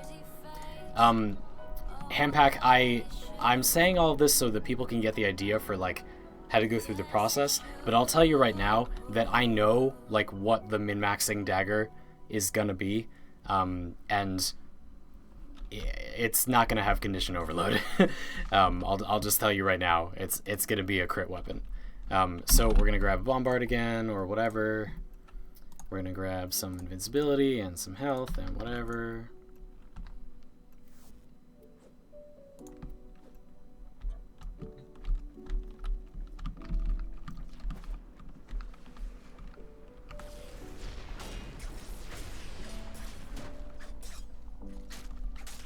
Oh, one of the stances is a finisher. Did you see that? What the hell? Whoa. Isn't gas better condition overload-wise on Plague Zaws? First of all, why? And second of all, the reason it wouldn't be would be it takes up 2 slots. It takes 2 mods to make gas, and it only takes 1 to make toxin, so that would immediately be a reason why it might not be better. Zandy, if you click the wheel button on a web link, it will open up a new tab. Yeah, I know. We're streaming, so I'm just making sure it's all clear. We're doing things slowly. Squeaky clean, blessed. See you later. Thanks for stopping by for a little bit. I hope your stream goes well. I appreciate the cross-pollination. Song name? This song is called... Kisno Ilia. It's an Argo Fox release. Let me type it. Kisno, because it's spelled a bit funny. Like that. Okay. La da da da da. Basta, I really don't understand your comment. The promo code is not for a glyph, so I don't really know what you're talking about. I'm sorry, I don't have a promo code for my glyph. Please do elaborate if there's anything I can help you with specifically, but I don't know what to do. Be more specific. The forward combo does a finisher. So we know the forward combo does a finisher. That's cool. And it also looks like it does at least 1 guaranteed slash proc, because we're getting that pretty consistently. Okay. And then another combo is, let's see, looks like it's got a block combo, so we'll try that. That does a good amount of guaranteed slash procs. Cool. Nice. Okay. And then it's got a pause combo. This is a lot of guaranteed slash procs. Okay, so I think what we're going to say is it looks like Impaling Quill, which is this hold combo, does 3 guaranteed... It does do 3 guaranteed slash procs. God damn, that's awesome. Okay, well, anyway, we're clearly using this stance. Boop. So great. So we tested that. I really don't think we're going to get better than 3 guaranteed slash procs after 2 hits in a stance. That's ridiculous. So we're going to go with Singing Thorn. So we know that we get very, very high numbers of guaranteed slash procs. We have very low range, and we're only going to be able to hit like 1 or 2 targets at once. So it's really good that we have a good incentive to use a dagger, that being a lot of slash procs. So now that we know that, let's go look at some parts, and we'll decide what to build our Zaw out of. And we're probably just going to build crit, because we know that we can just ignore the enemy's armor or whatever and proc a ton of slash, which will get multiplied by our crits, which is fantastic. So we will perhaps min-max heavily for crits. Xandy, I don't want to distract from the streams, but if you can explain what's the issue with music being played on Twitch versus YouTube. So I'd be happy to explain it. It's a not entirely simple issue. Didn't you use Covert Lethality? We will be using Covert Lethality, but in cases where you are not going to do the whole combo and get a finisher, or you can't get a finisher or something, we also want a solution. So there you go. So Forge Zaw, let me just see if I have the parts already. Do I have a Bala? I don't have a Bala. Damn. Oh, because I needed Pyrotic. Anyway, let's look at his part shot. So we're gonna be using Bala. This is the only strike for Dagger Zaws, unfortunately. I really wish it wasn't, but it is. It's a bit lame looking, but whatever. Thanks for all the info. Hope you have a nice day. Hope you have a nice day too. That's awesome. What if I told you I had a ribbon for it? I would say that I don't care because I'm a YouTuber and it interferes with my ability to share things with the audience. But I hope you enjoy it. Let me talk about the copyright issue in a sec. I don't mind answering that. It's a topic I find interesting, but let me talk about this. So we know we're using this, and we can find this out much more easily, in my opinion, by using the Zaw spreadsheet, which is over here. We're going to click daggers, and as you can see, there are only 4 options. Bala, Bala, Bala, Bala, and then this is each of the 4 strikes, Quath, Laka, Plague-Aquin, and Pei, and then we have all the links. So we're going to use this to decide what pieces we're going to get, and that will help us decide what Zaw we're going to make. So we know that we have the ability to do a finisher if we finish one of our combos, and we have some guaranteed slash procs, but the combos feel really slow to me, so I'm going to go for a faster Zaw. That is what I'm just going to suggest that would be a good idea. So we don't want Quath. This is the slowest one. Laka is balanced. Plague-Aquin is a bit fast, but not as fast as Pei. So I'm going to say let's go ahead and pick one of these. And then we have to decide what links we're going to want. And now the links are going to pretty much fully determine our crit and status chance, and we know we want just crit because we have really, really good slash procs. So we're going to go ahead and pick a link that gives us 32% crit. Hi, welcome back. What's that? Oh, one of Kate's packages. Okay. My girlfriend is home. So we're going to pick something that gives us 32% crit chance because we know we want to go all in on crit. The status won't even be that bad if we have fast attack speed. Don't go for the fastest one, you lose control over combos then. I don't care because they're a block combo and a forward combo. They're not pause combos, so I'm not worried about it. But that's personal preference. That's actually a really, really good point. Blah, blah, blah. What Gandalf just said is a really good point. So if you're making a Zaw, you have the opportunity to min-max the attack speed to what is comfortable for you. If you're on a controller or something and you can't click that fast, or you use the E key instead of your mouse wheel, which is what I use to melee attack, you might not be able to use a very fast attack speed, so you shouldn't. Just don't. Make the Zaw not have fast attack speed. And that will probably be better for you. That is one of the great things about Zaws. It's not going to do that different DPS. The DPS is not going to be that different. But it will be more comfortable for you. It will suit you better, and that's an awesome opportunity about saws. So, personally, I don't really mind it being pretty fast. As I can see from the... going back... from the stats, if I use Laka, which is the neutral one, a lot of these are actually pretty fast. Like, some of the faster speeds are pretty quick.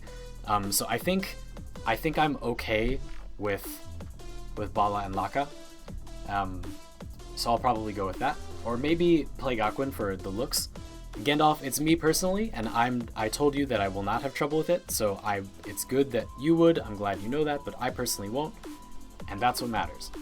So, I made a Pixels. I'll see you later. Thanks for being here for a little bit. Thanks for stopping by.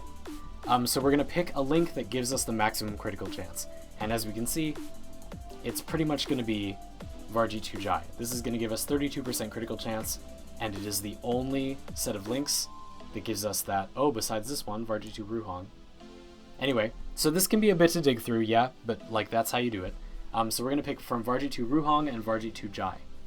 Vargi 2 Ruhong is slower, and that's the only difference. So if I want it to be somewhat faster, which I personally do, I'm going to use Vargi 2 Jai.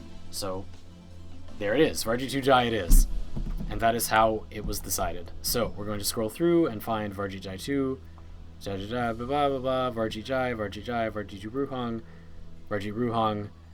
Oh my god, Vargi 2 Jai. Okay, here we are. Damn. Oh god, we need Mortis Lungfish. Oh no. No.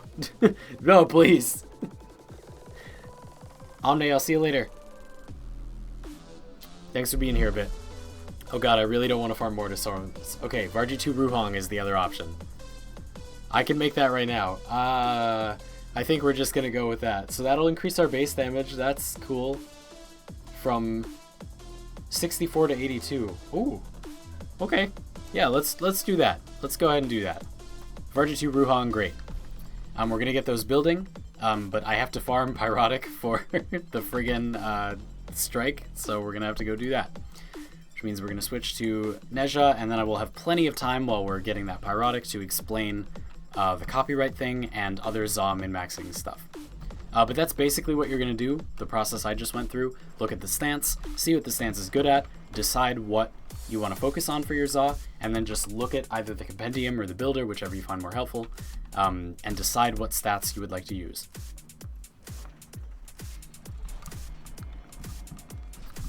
So we're gonna roll out onto the plains. We're gonna roll over to my favorite place to mine stuff, which is, actually we can fly.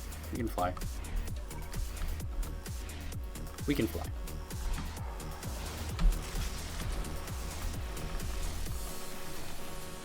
Oh baby, people watching me instead of doing what their parents tell them. I feel like the besto role model. Man, I'm proud. Seriously, man, I'm proud of you. I'm proud of us that we've evolved into a community that pisses in the face of authority to such a degree. No, I'm just kidding. Don't be bad people. Listen to your parents if they have a point. They usually don't, but maybe they do. Sometimes they do. Getting kids in danger? Yeah, well, parents get their kids in danger just as often by giving them mind-numbingly stupid suggestions for life based on what worked for them and not anything else. So we're looking for red because we need mining stuff, and I just totally forgot that and was thinking about Eidolon gems and farmed a blue thing. But we'll farm everything. So this cave is, isn't the stream rated M for mature? I don't know. I mean, it's YouTube, so.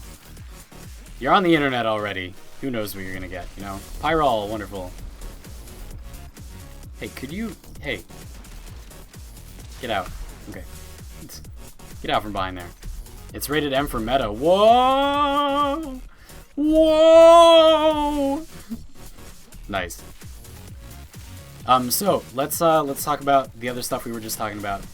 Isn't this stream rated M for mature? Warframe actually isn't rated mature, is it? I kind of forget. So I feel like I said that one time and people were like, actually it's not. And I'm like, oh, that's awkward. Whoops. Whatever. Y'all know I don't really care that much about that stuff. I really, really couldn't care less about that.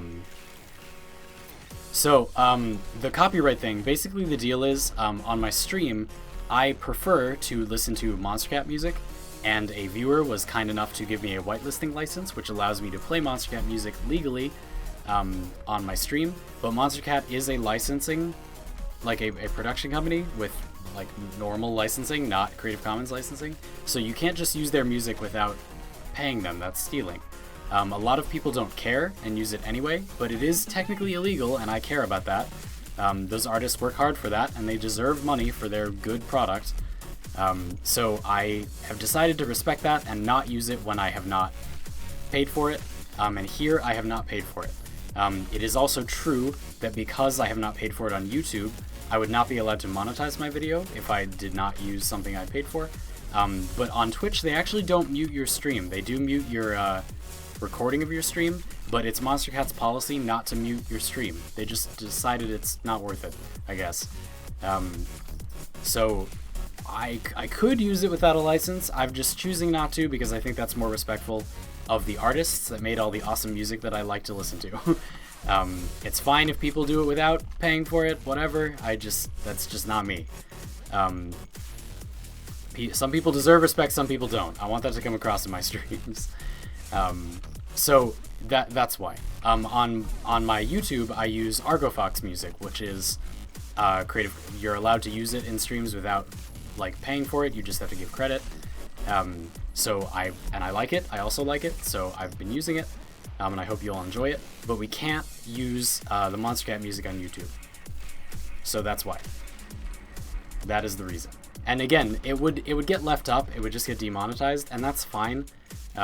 It's not the end of the world for a stream archive to get demonetized. It doesn't lose me that much money, being upfront with you. The concern is that it's not. I didn't buy it. You know, like it is still stealing, and I respect musicians. Like they're artists that work hard to make a product. Like I don't deserve to use their product without paying for it. To make money myself, you know, like no, that's not cool. So that's why. I hope that makes sense. I'm also doing this really fast and carelessly because it honestly doesn't benefit you that much to go slowly. Also, I'm getting a little bit shot. Let's be honest there. I think that's enough pyrol. It might be. Let's just farm everything that's here while we're here. Ugh. Blech. Just laser vomit all over the rock. Come on. Hey, I actually got a good amount of copyright for that. Copyright from that one. Nice. Totally deserved. Oh, my hand slipped there. Hold on. Okay, let's go back and see if that's enough. Warframe is mature according to ESRB. Oh, cool. Okay.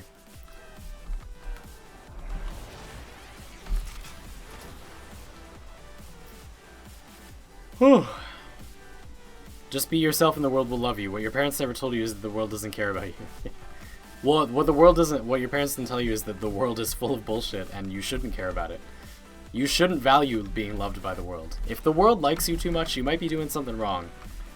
Because most people are shitty. I feel like my channel being not explosively popular is a monument to the fact that I am actually good at what I'm doing. Because if it was really popular, that would suggest that people that do not know what's actually good like it, which would be a problem. Anyway, that was a fun discussion of that. Anyway, so there you go. We're looking at that. We're doing Bala. Oh right, yes, of course we have to actually make the pyrol. How silly of me. Oh god, we're not gonna have enough. We need, no. Okay. Let's make the links. Ruhong. RG2 Ruhong. I'm almost out of Trolloc eyes. Oh man. Oh man. Oh. Xbox Store rates at M70 Plus as well. Nice. The world is full of bullshit. Welcome back, Salmon. Xandy, do your stream on YouTube on a schedule. I do it on a schedule. If you look in the description, or remember the last one, you will know that I do it every Tuesday. Twitch is not available in your country. What country? Tell me. That's fascinating.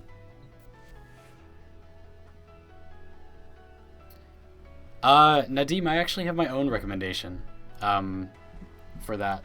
topic. Kurzgesagt, which is an awesome YouTube channel, has a video called Optimistic Nihilism, which is their name for a view very similar to what I believe and what a lot of smart people believe.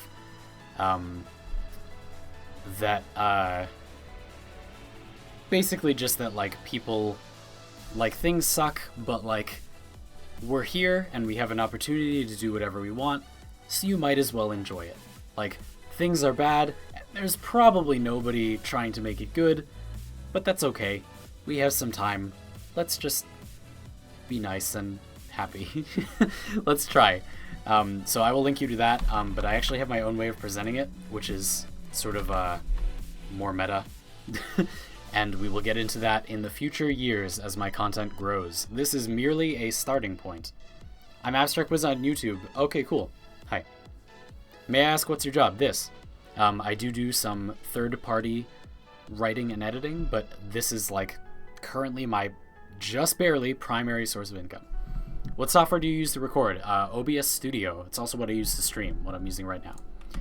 We need to go get a tiny bit more Pyrol. Hold on, I want to know exactly how much, because I don't want to farm it for any longer than I have to. 13 out of 20. We need 2. We need 2. Two hits of Pyrol. That's it. Oh my god. I'm so salty. Yeah, it is a very good video. All of their stuff is pretty good, really.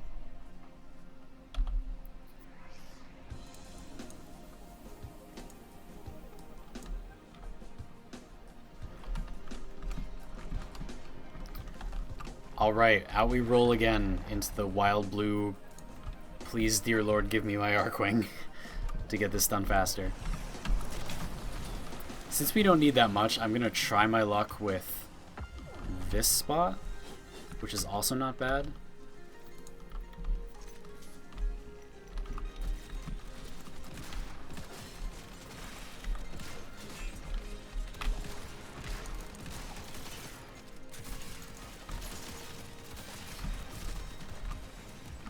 Got him, I guess. Who? Okay. It's probably somebody up there. Yep. Is that everyone? My sentinel get the rest? Good. Let's get on with it, shall we?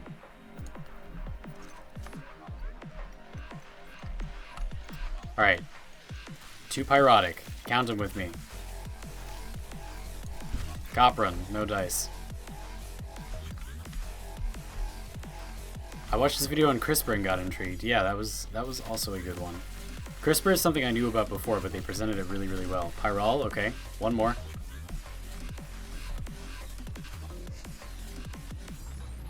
Where's this Pyrol? What in the world? Where is it? Oh, okay, right here.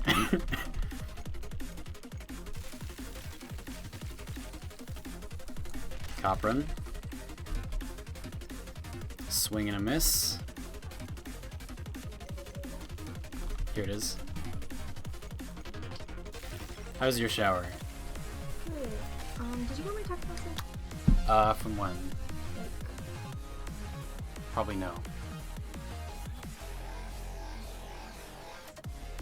Oh, that sounds good. Sure. You still want to? Yeah, they close at 8. Do you want to go together or do you want me to go? We could... I might be done at like 7:30-ish. So that's cutting it a bit close. Okay, I'll just go at like 7. Are you sure? That's fine. Okay. That sounds good. No. You're probably pretty hungry, right? Sort of. I don't feel very hungry. I had like a, I don't know, probably living off of chocolate. Okay. Well, it's fine. I don't mind waiting. I was just curious. I tried a salted caramel mocha for the first time. How did that go? I'm so unhealthy. I get like a venti sized mug, and then I like put in like lots of sugar and then my espresso and milk, and then I like just like pour on the whipped cream, and everyone's like, "You're so gross." That is a bit gross. I kind of agree. Yes. So good. Okay. Sugar is life. Okay. YouTube is life. No game, no life. Well, that was fun. Sorry, Chad. I'm missing your things. Hold on. Nith. Oh, beautiful. Top score. How dare you interrupt my mining? Okay, hold on. Let me go back.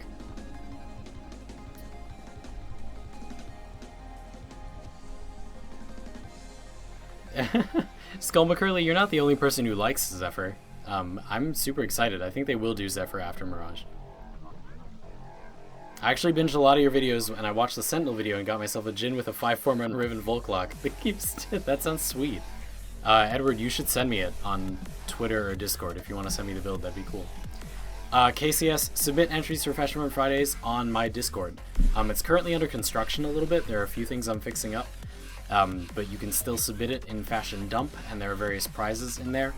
The formal submission thing needs a little bit of work at the moment because I want people to not spam there, and I do not have a good way to prevent them from doing that. So stand by, but that will be fixed up within the next like week and a half or so. So patience is a virtue for that one. I need one more, please. Please.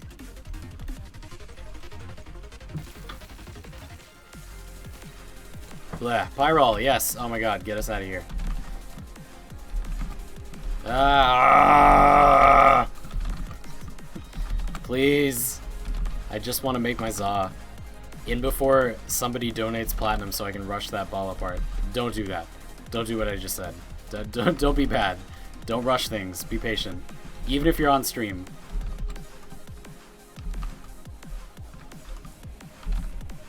So, we'll get that one cooking, and then we'll talk about some of the other Zas, and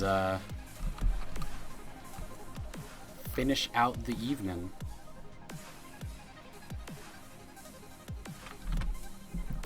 We go back down. Za stream. Coincidentally, I got a Detente Ribbon story today. Nice. Nice.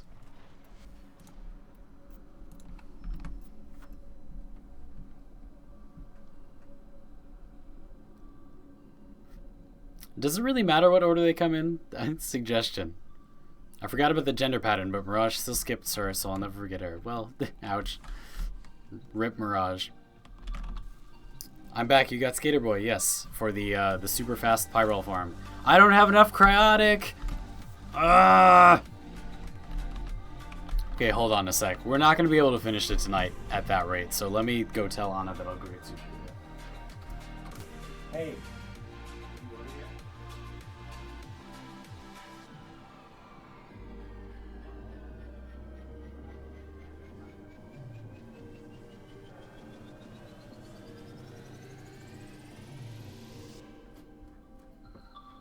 Hooray! Sushi date at 7. Does she play Warframe? Yes. Not that frequently, but lately. Not lately frequently. She's a Valkyr player. You scroll back down. Da da da da da. Oh, I'm late. Anything about the Zaw Dagger? Yeah, we're working on it. Unfortunately, I'm out of friggin' cryotic, so we need to get more of that. Let's do some easy cheesy, real fast cryotic farm with Gara. Hi Zandy, I'm getting back into Warframe and have always love speed running. Oh boy, I know where this conversation's going. I saw your tier list and was wondering how you got the Vauban bounce pad angled forward. Brandon, yeah. So I didn't really say this well enough in that video, but it's a bit random in my experience. Like, it was a little bit unreliable for me. I did not find it to be terribly wieldy, terribly easy to do it consistently. And mostly, I would say I don't really know.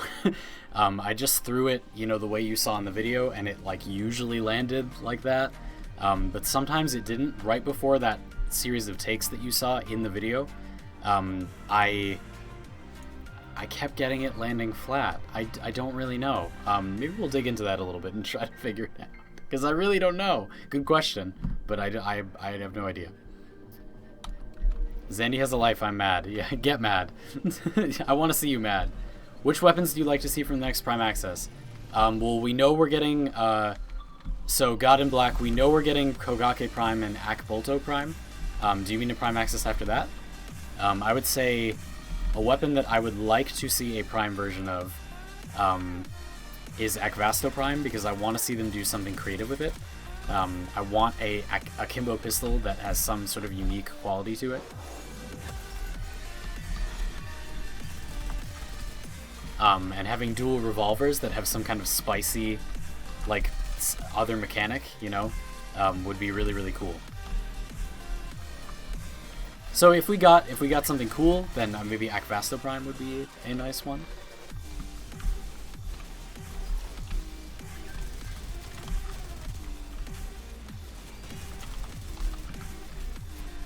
Haha, there's my juicy. One more core. Who's gonna give it to me?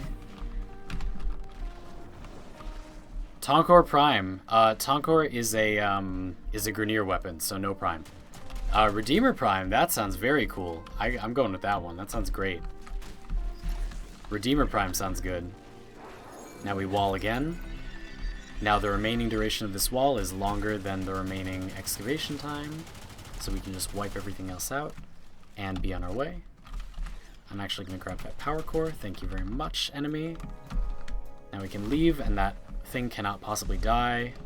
Prime launcher with Zephyr Prime would be nice. I agree. But again, it can't be Tonkor, because Tonkor is a Grineer weapon. They might do what they did with Euphona Prime and make a entirely new weapon that is similar to some existing weapons. The way that Euphona is similar to what's it called? Similar to the what's it called Prime. Similar to the Vacor Merlock and the Piranha, but not those weapons, you know. Redeemer with Mesa Prime, that would be cool. They probably won't do that though, because they probably like people to buy into her passive, even though it's not super beneficial. I still think it's worthwhile though, doing Mesa's passive. Like, don't run a melee weapon. You're not gonna use it. I don't think you will anyway. This will be the last one. Leave me alone, enemies.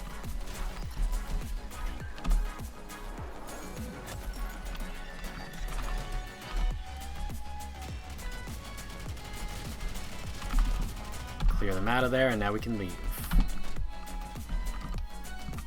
Also, when Gara's wall gets nerfed, you won't be able to do this anymore. So, buyer beware.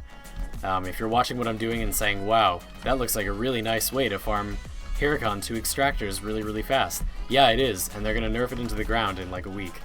They're nerfing Gara the completely wrong way by making her have more...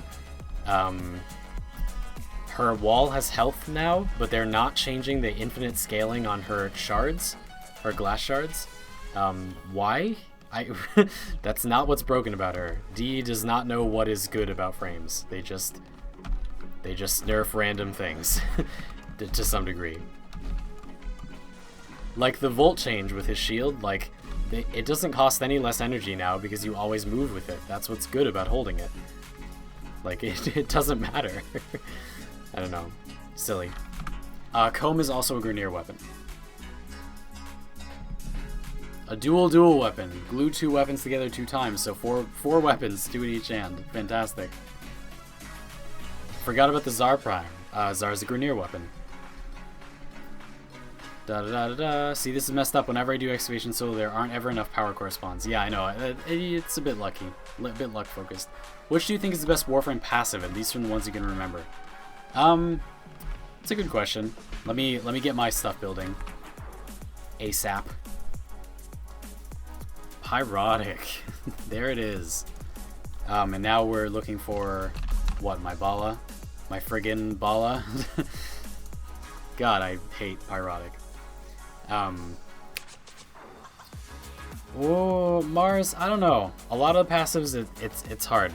I really like the idea behind Ash's passive where he has longer slash procs. I think that's cool in concept. I don't think his kit executes it that well, but it's cool. Shaku Prime sounds sweet. That would be cool. Why don't Grineer weapons ever get primed? They just only prime Tenno weapons. That's just like a thing about primes. There are no Corpus prime weapons either. Nor their infested prime weapons. They're just, prime weapons are always Tenno weapons. Corpus get Vandal, Grineer get, you know, there are variants that are equivalent, maybe. Ah, okay. Bala, come to me. So, we're not going to get to finish this today, but I will be showing you it in that Friday video. And I'm super excited for you all to see it. Let's swap back to good old Xenaros and talk about my polearm Zaw, because we're going to put a form on that. Where are you, my Lanzo fishing spear? Beautiful Lanzo fishing spear. Oh, so beautiful. He is the best. Yeah, so I mean, I like Rhino's passive, not because it's really any good, but because it feels like Rhino. It makes you feel heavy. I like that. I like that Valkyr feels somewhat more graceful because you can't get hard landings. Again, it's not good, but it feels right.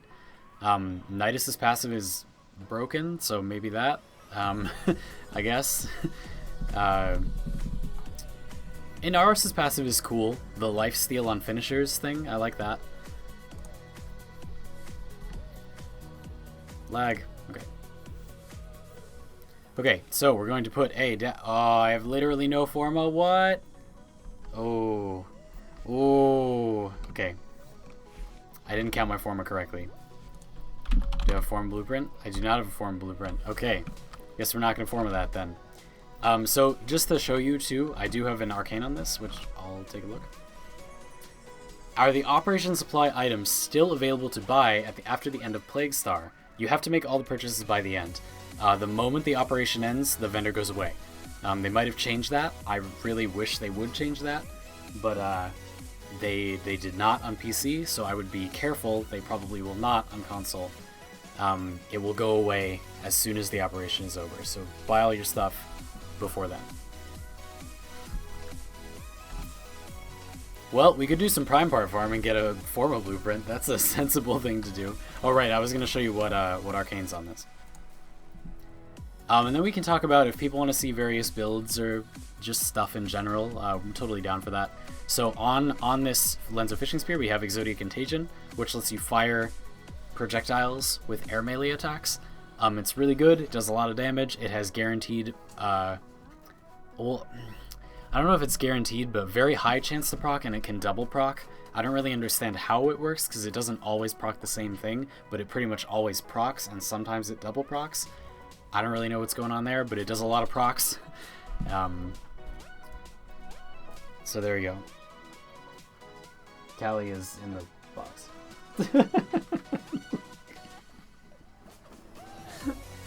She came out. Oh. She knows she did. She immediately walked out of the door. That's amazing. I love that all you had to do was glare at her and she left. Our cat is such an asshole sometimes. Oh. Then the dagger's name will be Rule Breaker, right? Yes. yeah. The dagger's name will be Rule Breaker. And the build is Bala. The build we're gonna use anyway is Bala Laka. Laka or Plague Aquin. I'll see which one looks better. Bala Laka and what was that? Aquana 2 Ruhong, right? Let's take a look. Anyway, this is really good. Both the Operation Arcanes Exodias are very, very good. So you should definitely pick them up while you can. Varji 2 Ruhong. I stand corrected. Let's go through Q&A stuff. Is the Zodagger going to be on a Friday in a video? Yes, it will be in a video. I'm not streaming on YouTube on Friday. Probably will stream on Twitch on Friday. And we might play with it. Is the money you get from YouTube enough to sustain you, or do you have another job? So, Mars, I know, but what you should keep in mind is I don't make all my money from YouTube, from content. I have a Patreon, and I make a good amount of money from that every month, which is really generous, and that support makes a gigantic difference on my livelihood.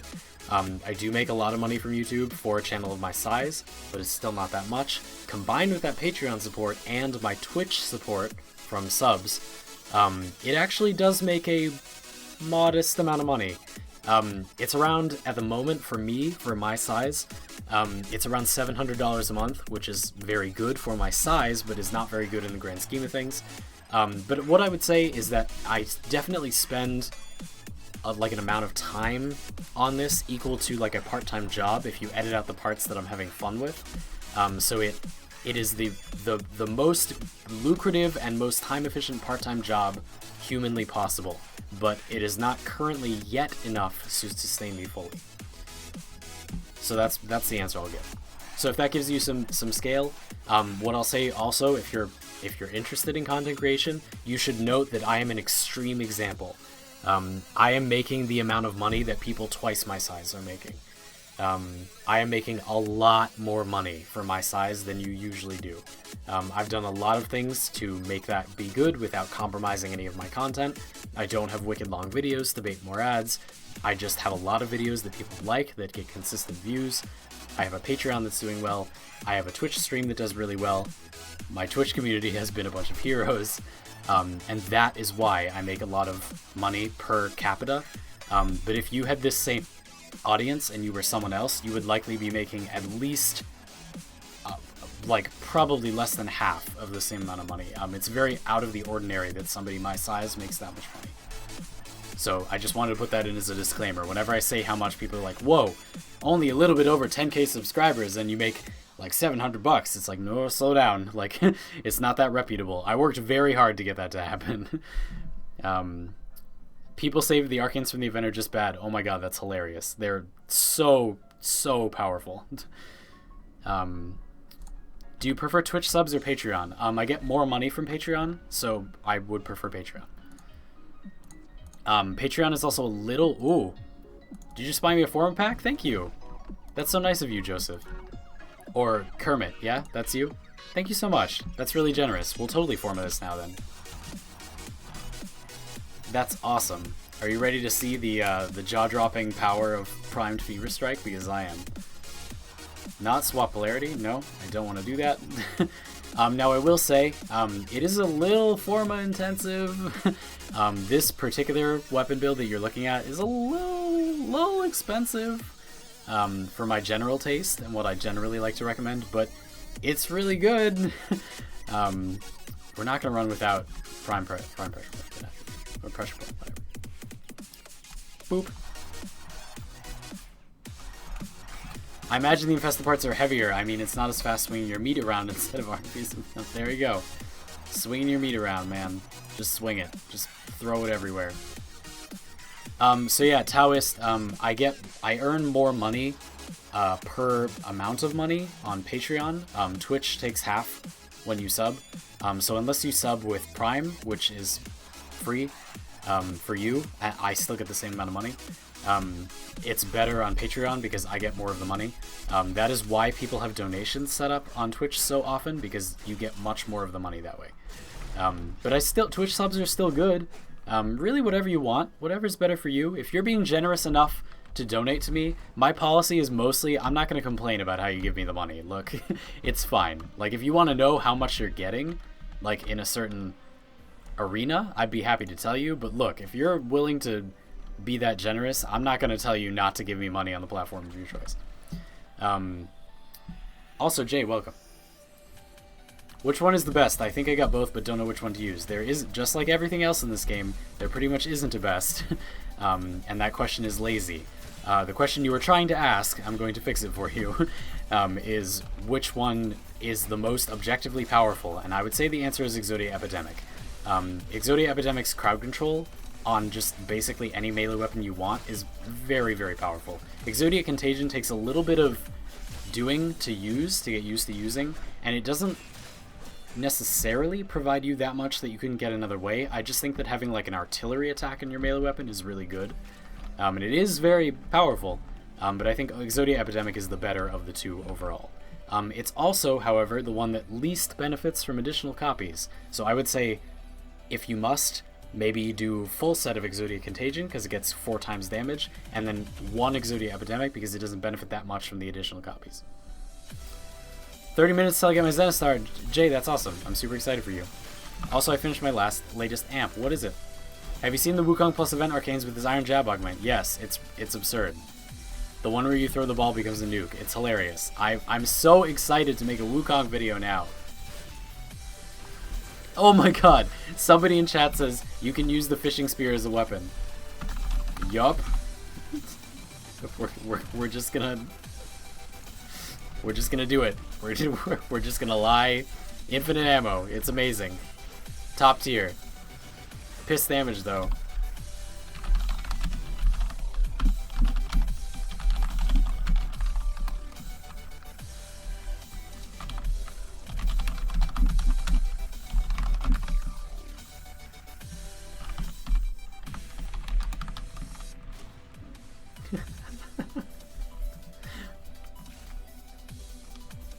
Are Za melees more powerful than regular weapons? Basta Bay, that is a question that we have been answering ongoing this whole time. And the short answer is that's an oversimplified question.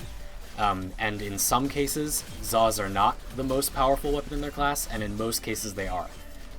For things like daggers and rapiers, I can give you a simple answer, which you seek, and the answer is yes. A rapier Za is dramatically better than all of the other rapiers, and a dagger Za is dramatically better than all of the other daggers. No matter what you build, it will be better, and if you min-max it a lot, it is a very, very powerful top-tier melee weapon that you will be very happy to have. For polearms, I would say it's still a contender for the best weapon in the game, but there are clear reasons to use other things sometimes. For staves, I would say the same. They're good staves, but the Za staves are very powerful. In some cases, like with swords, there is a clear contender, the Croaker, that could be better than a min-max Za sword, but I'm not sure. That's actually some math I was hoping to do on this stream, which we might not get to. For machetes, they're the best by a lot. So it depends on the type of video.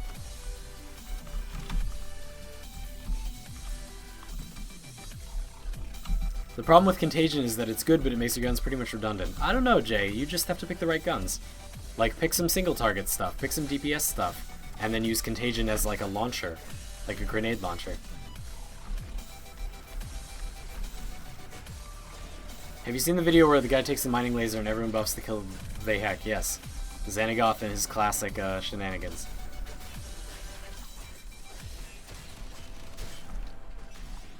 Yeah, so what I'll say, Basta Bay, is that no matter what, if you make any random Za without thinking about the parts at all, you just pick any 3 parts at random, it will always be an above average melee weapon, no matter what you pick. And min-max Zas are often the best melee weapons in their category, but not always. Often there is a meaningful choice to pick something else, but sometimes there isn't. Specifically, rapiers are a very good example of something where I just cannot see any justifiable reason not to use a rapier Za over another rapier. It is just better. They're just much better. But rapiers are already really good, so maybe it doesn't matter that much. Who knows?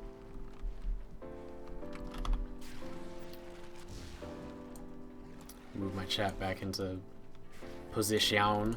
So, in 20 minutes or so, at 7, I'm going to go on my sushi date with Anna, and I will see you all soon. So again, if you're enjoying the stream, before we end, which we're not ending right this second, but just when we do, you should follow me on Twitch, because I stream most of the days of the week on Twitch. I mostly do not stream on YouTube, although I'm really, really happy that people are... Somebody asked, just as I'm explaining this, why are you streaming on YouTube and not Twitch? So the terms of Twitch's affiliate and partner program dictate that you cannot stream on another platform simultaneously. So the short answer is I'm not allowed to. They might not find out, but Twitch has been good to me as a business partner, so I am not going to defy their trust if that is what they want. It's a bit close-minded of them, but whatever. I think it would benefit their platform more than the other platform, but whatever. And the reason I stream on YouTube sometimes is I'm much more popular on YouTube. A lot of you are only on YouTube and you want to see the stream, and I don't want to keep that from you by only streaming on Twitch. So sometimes, every Tuesday, I stream on YouTube only as a way to reach out to this part of the community, because I like you all. And hopefully that will encourage you to check out the Twitch stream, and even if it doesn't, I'll be streaming here every Tuesday. So that's why. Short answer, that's why. Long answer is it's really good cross-pollination. It lets people know about both of them without making videos that I'm technically not supposed to make anyway, which I don't, that are like, hey, I'm streaming, come watch, go to Twitch. You're not allowed, YouTube does not allow you to make videos that direct you to another website only, so you're technically not allowed to make those. And again, YouTube is, I'm begrudgingly gonna say, has been good to me as a business partner. So I'm not gonna break their rules if they're paying me money, unless they're incredibly stupid. And honestly, they're not that stupid. I kind of understand why not. So there you go. LJ, hello. Can you explain Inaros's abilities? Sure, why not? So yeah, that's why we're streaming where we are. If you go just below this stream, just scroll down to the description. There's a link to my Twitch, and you should totally follow me on Twitch. I will be streaming tomorrow and most of the days of the week on Twitch, and I hope that you enjoy that.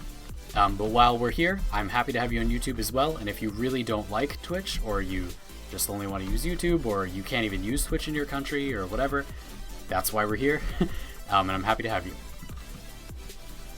What time is it locally for me? It is 6:40 p.m. I know that if you're in London, it's probably like 1 in the morning for you, right?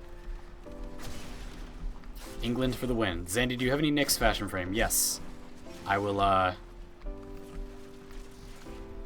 do that. I will. Can you use the Exodia? Oh, hold on. Can you use the Exodia epidemic? Where's that question? And the other one on regular Zaws without the infested parts? Yes. Exodias are only on Zaws, but it doesn't matter like what. There's not like a special kind of them. The plague parts do not confer any special benefit besides their stats. Exodia epidemic and the other Zaw, they're both the same. Xandy is good at explaining things. Not only is he gorgeous enough to take time to explain it. Yeah, well, Ninja Cowboy. So what my answer is twofold. Yeah, God in Black. I'll see you later. Thanks for being here for a little bit. Ninja, my point is twofold.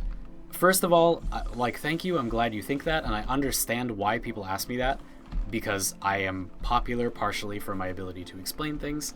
But two, you can just look it up on the wiki. Most of the questions that people ask me in practice, I literally just sometimes I literally do just wiki them and then read them the wiki answer.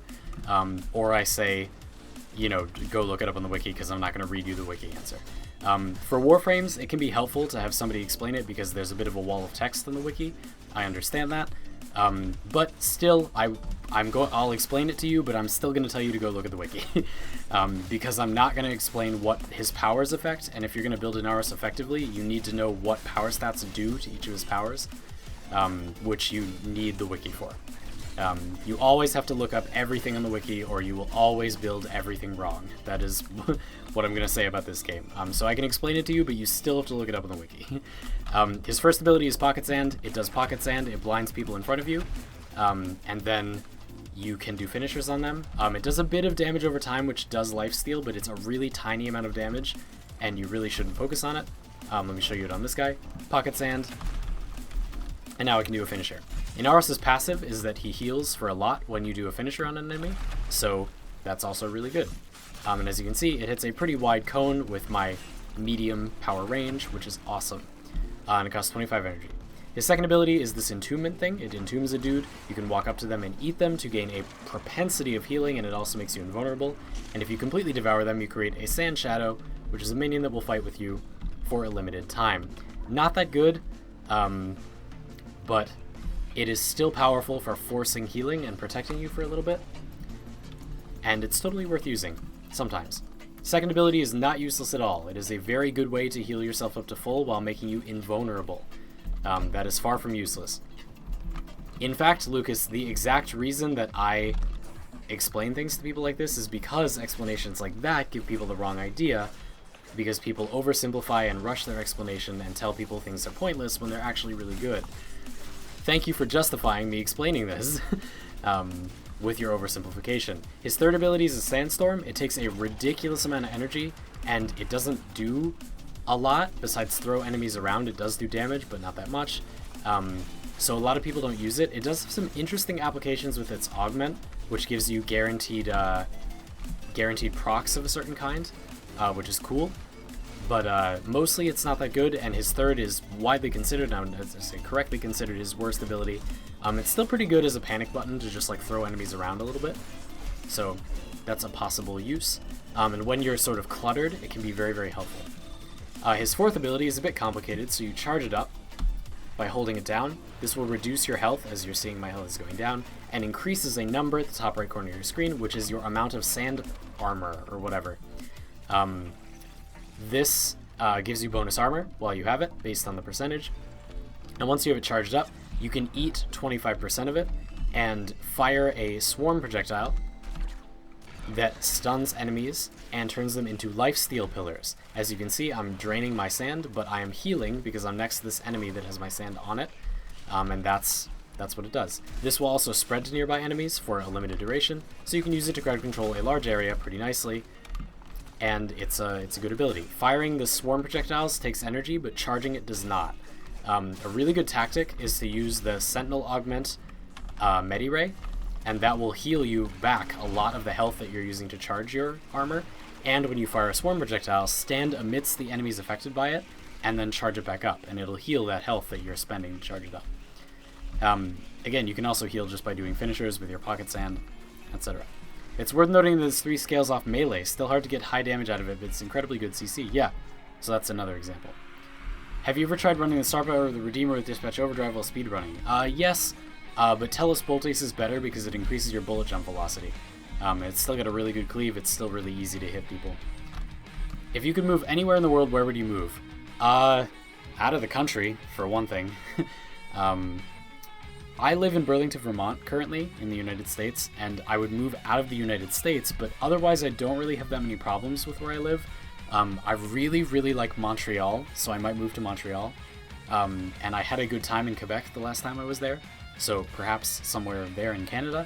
I don't dislike northern England. Maybe I would move out there. France is nice if you are in the right place. I really don't like Paris that much. But I have enjoyed the countryside and Nice, so perhaps one of those places. What are you lending your unit for? Okay. She's trapping the cat in here with me. Hi, Callie. Do you want to say hi to the stream? Yeah, you do. Hey. Hi. Come here. Hey. Hello. Hi. Don't you want to come up here? Yeah. You do. You do. Sure you do. Okay, come here. Come on. Hi. Say hi to the stream. She's like, ah! She's like, this sucks. Get me out of here. She left. Fine, Callie. I tried to include you, but I guess not. Anna trapped you in here, so you're staying. So, those are some answers. I'm interested in lots of other places, but those are some places I've been that I enjoyed. I have some issues with the cultures in some of these places, but like some other places I am interested to go are Tasmania. I was very briefly in Sydney, Australia, and I rather liked it. And I really like just like Australia in general. But again, some qualms. New Zealand is really pretty. I have some serious problems with some policies they have, but it's still really pretty. New Zealand also doesn't have net neutrality, so that's a big issue, big no-no. Let me go back up.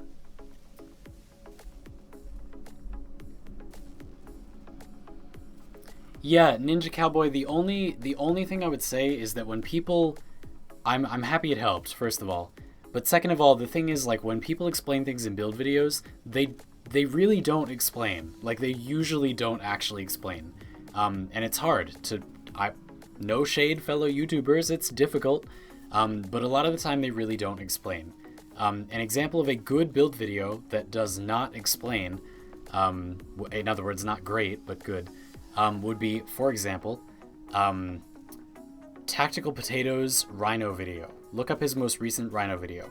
That video is good. It's a great video. It's a good build.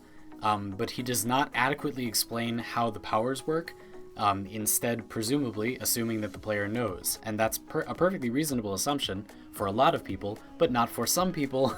And for those some people, they're just going to copy the build, and then if they change anything to their liking, it will probably just be wrong because they don't know why it was made that way in the first place. It is hard to fully explain why a build is the way it is. It is difficult to explain why you chose the mods you did when you make a build. But it's very important to do it because otherwise you're not enabling players to make their own decisions and have fun with the game, which is why I spend so much time and effort during my streams and my videos to explain everything as best I can. Sorry, I'm a bit behind. Zandy, can I see that Nick's fashion now? Yes, hold on. Stop, it's not camera ready. Anyone tell them that England isn't a city? Inaros fashion, please. Sure. I am going in like 10 minutes, but yes. If you like English culture, you should come to Western BC where Gur and I are from. Victoria is the most British city in the whole world, not actually in the UK. That sounds cool. I'll visit there. That sounds nice. Anna and I have been meaning to go to Canada for a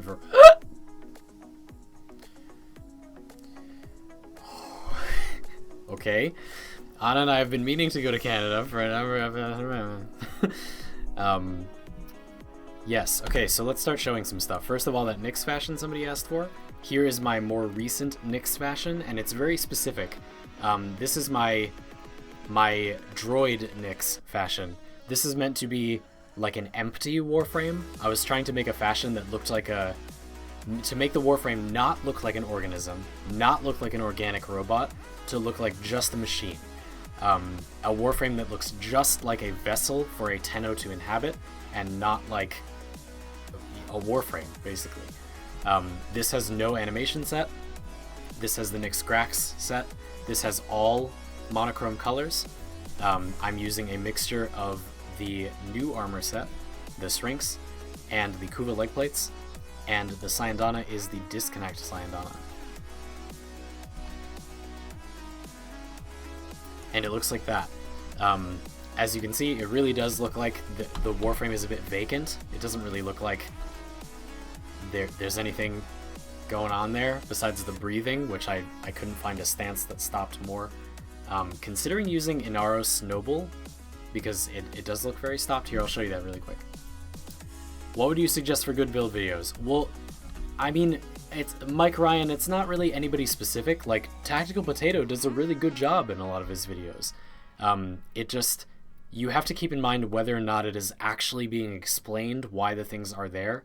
And if it's not, then you should go look it up in the wiki or go find someone who will explain it. A good example of someone who I do think explains adequately, although I do think he's a bit verbose when he explains, Rob from Agege Plays does often do a good job explaining why he chose the mods he chose. I just think he's not that consistent with how long it takes him to explain that, and he does sometimes not do it. But I have long enjoyed his videos for the sole purpose, there are other good things about his content, but there are bad things about his content. For, if nothing else, that he does a good job explaining why things are there. So that's a good example. I'm trying to think of some other people. I would say Brozyme is hit or miss. A lot of people are hit or miss. I sometimes don't even do a good job doing it. Like, it's hard. It's hard. All I'm trying to say is you should make sure you know why something is put on the build. Does someone remember the old Zandy hair? I know, right? May I see your Zaw stats, please? Yeah, John Abate, sure. Which Zaw? Let me take them out and just let me know which one you want to see. What loadout were we using? Oh, Admiral. That was a manly hiccup. That was a hiccup. Gugukax, when I was younger, I had much worse acne, and my doctor, foolishly, a terrible doctor, prescribed me antibiotics for months on end, which constantly made me throw up right before going to school, and did otherwise horrible things to my body, like ruining my complexion, which was already pretty bad because I had bad acne. And that permanently destabilized the balance of flora in my gut, which makes me hiccup a lot, very, very forcefully and loudly. So, fuck that guy. Anyway, while we're still looking at Zaws, so here's the stats for this first Zaw. Distant Observer, who explains everything in text and makes stuff look really cool. Yeah, so what I would say is Distant Observer does a good job explaining why the mods that are on the builds are there, but I also think he takes a long time doing it, and he also often does not explain why they're being used together. A really good example is he has a video on Chroma and Pox, where he very well explains why Chroma's built the way he is, and very thoroughly explains how the Pox works and why it's built the way it is, but he doesn't explain if or what the specific synergy between the two of them is, and makes it sound like you can only do that on Chroma, which is just as bad as not explaining it in the first place. So, he explains well. Again, a lot of people do give a good effort. It's hard. Brozum is completely biased. That's not true. He has plenty of very valid objective opinions, but just like everyone, he doesn't sometimes. We all have our own biases. Rebirth Gaming, hey man, hello. Welcome back. Do you think that high-level bounties in the planes should be locked behind junctions so that new players are more motivated to go play the rest of the game and not just stick to the planes? That sounds like a decent idea, but I'm not sure which ones. Are you standing up? Yes, I am. I am indeed standing up. John Abade, I have some more. I have other Zaws if you want to see. This is my current take on a rapier. It doesn't have everything I want yet, and it is better to use Plague Kripoth instead of Detat, but it would basically be like this. Honestly, if you want like my suggestion for literally any Zaw, I think that Equana 2 Jai is the best objective link. It's not that much better than its competitors, but if you force me to say which one is like the best objective link, pick whatever strike you want, pick whatever grip you want, and put Equana 2 Jai on everything, and it will be pretty good. It won't necessarily be the best on everything, but it is a very, very good stat spread. That's what this has. It gives you 14% crit chance, 25% status, medium speed. It's very good. It's not always the best on every Zaw, but it's very, very objectively good. So if you needed a suggestion, again, that's Equana 2 Jai, which I'll type in chat, for an objective link for anything. I'll see you later, Taos. Thanks for being here for a little bit. I feel bad that I can't donate to you because this stream is awesome. Can I donate Monopoly money? Don't worry about it. Mars, don't feel pressured. It's okay. Don't worry. Tribioros isn't a build-a channel, but he does have some actually unique builds. Yeah, he's had some very interesting stuff. Again, like, there are a lot of... My overall feeling about Warframe content creators, period, is just that we're all very hit or miss. I think I am too. We all have consistency problems. That's mostly my concern. Speaking of which, here's my Detat Zaw build, if you want. Is Inaros' Sandstorm really affected by melee? Does this mean it's affected by Prime Reach? I actually don't know off the top of my head. Let's look it up in the wiki. Which is, I mean, I'm going to do that, and then I'm going to test it. That's how I would answer that question. Because I actually was not... I knew it was affected by some melee things, but I did not know it was affected fully by melee mods. Jay, you brought that up, right? Tell us more. Help. Let me go back down. How are they considered so powerful with such modest status and crit? John, it's more that it is the perfect storm of stats. 25% status is not modest at all. That's very high. It's not the highest, but it's pretty high. And 14% crit is not the highest crit, but it's quite adequate. And having very, very good Blood Rush stats and very good Condition Overload stats is very powerful. is devastatingly powerful. Again, if you look at like this weapon, it doesn't look like crazy. None of these numbers look crazy, but it's just like the perfect storm of it has good critical damage and a good enough crit chance and good enough attack speed and good enough status and 5 damage types and condition overload and berserker. You know, like it's that they're almost the best at everything at the same time. And other weapons are maybe a little better at one thing, but they're way worse at everything else. All right, I have to go in like just a sec, so I'm gonna go through all the comments really quick. Someone's asking for my amp combination on chat. One sec. Can you see what build your Zaw has? So this Zaw is a Chimichanga. Hello, LXR. Hello, welcome. I'm about to head out, everyone, but I'm gonna finish all the comments first. Reflex Guard is not that good, unfortunately. It's really not that good. The blocking animation cancels your other actions, which really ruins the mod for. Yep, I'm sorry. It's not very good, unfortunately. Try it on a squishy frame. That's a good recommendation. Ben Talbot, I'll see you later. Have a good time at school. What is the worst mod ever? Reflex Guard? You don't have to have your melee equipped for you to auto parry. Interesting. Our slow but powerful crit based Zaw is good. So Maester, what I would say is usually having some attack speed is better because things like Blood Rush make you crit more once you attack more times. Things like Condition Overload give you more damage once you attack more times and inflict more statuses. So I would argue that mostly speed is better than damage, since you get roughly equal amounts of both. But even the slowest possible Zaw in each category is not worse enough to make it any worse like in the weapon rankings or whatever than it would be otherwise. So my short answer for you would be it doesn't make enough of a difference for it to be a problem, but I would recommend that you go with a faster setup. It doesn't have to be the fastest, and a lot of the time I recommend something in the middle because I know a lot of people don't like using the fastest ones.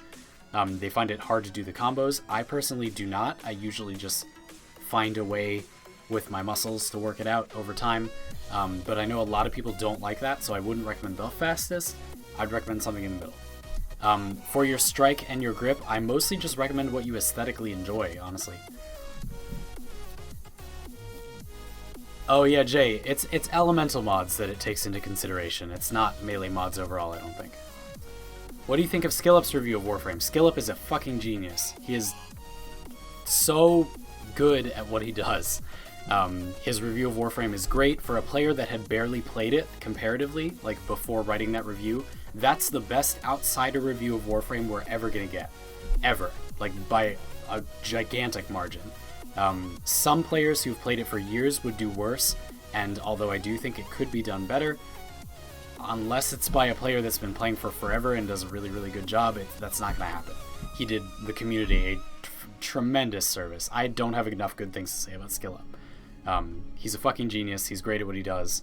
I have nothing but good things to say about SkillUp.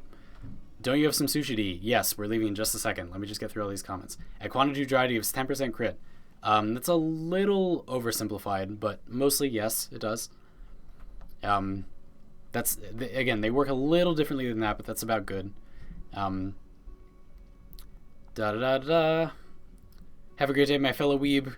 I'll see you later, Edward. Thanks for being here. Next Prime Pistol will be Ekbolto. It's coming. It's coming. I want Magnus Prime as well. I think that would be cool. Good stream. Have a nice night. I'll see you later, Nappy Games. Thanks for being here, everyone. Somebody asked for my... Someone in in-game chat is asking for my... for my amp build, which is... Schwak. Oh my god, the names are flying out of my head. It's called the Klebrick, and Klapkra. There we go. Holy shit, you actually have a face for me now. Yeah, there you go. Welcome. I'm actually heading out, but I will see you this time next week. Or you can follow me on Twitch, which is just below this stream. Scroll down just a little bit. There's my Twitch. Follow me on Twitch. I stream most every other day at Twitch. And I will see you all tomorrow on Twitch. Next week, next stream here will be at this time. What are your thoughts on marijuana? Let's talk about that later. Mostly, I think that drugs are just a way to ignore life, and even if you attain some sort of enlightenment or a better state in some way with them, that just means that you can't get there without it, and personally, I think that that's pointless. It also gives you a massive societal disadvantage to need a substance that most people don't like the smell or culture surrounded with to feel a certain way. That is a very large disadvantage socially, so it's a waste of time. That's what I think. It's also a big waste of money, and it's bad for your lungs. There are a lot of bad things about marijuana. Don't smoke. It's bad. It's a waste of time and money and social status. Okay, I'll see you all later. Thanks so much for watching. Check me out on Twitch. Goodbye. Also, be respectful. People who choose different things, it's fine. They're wrong, but it's fine. Time to get sushi.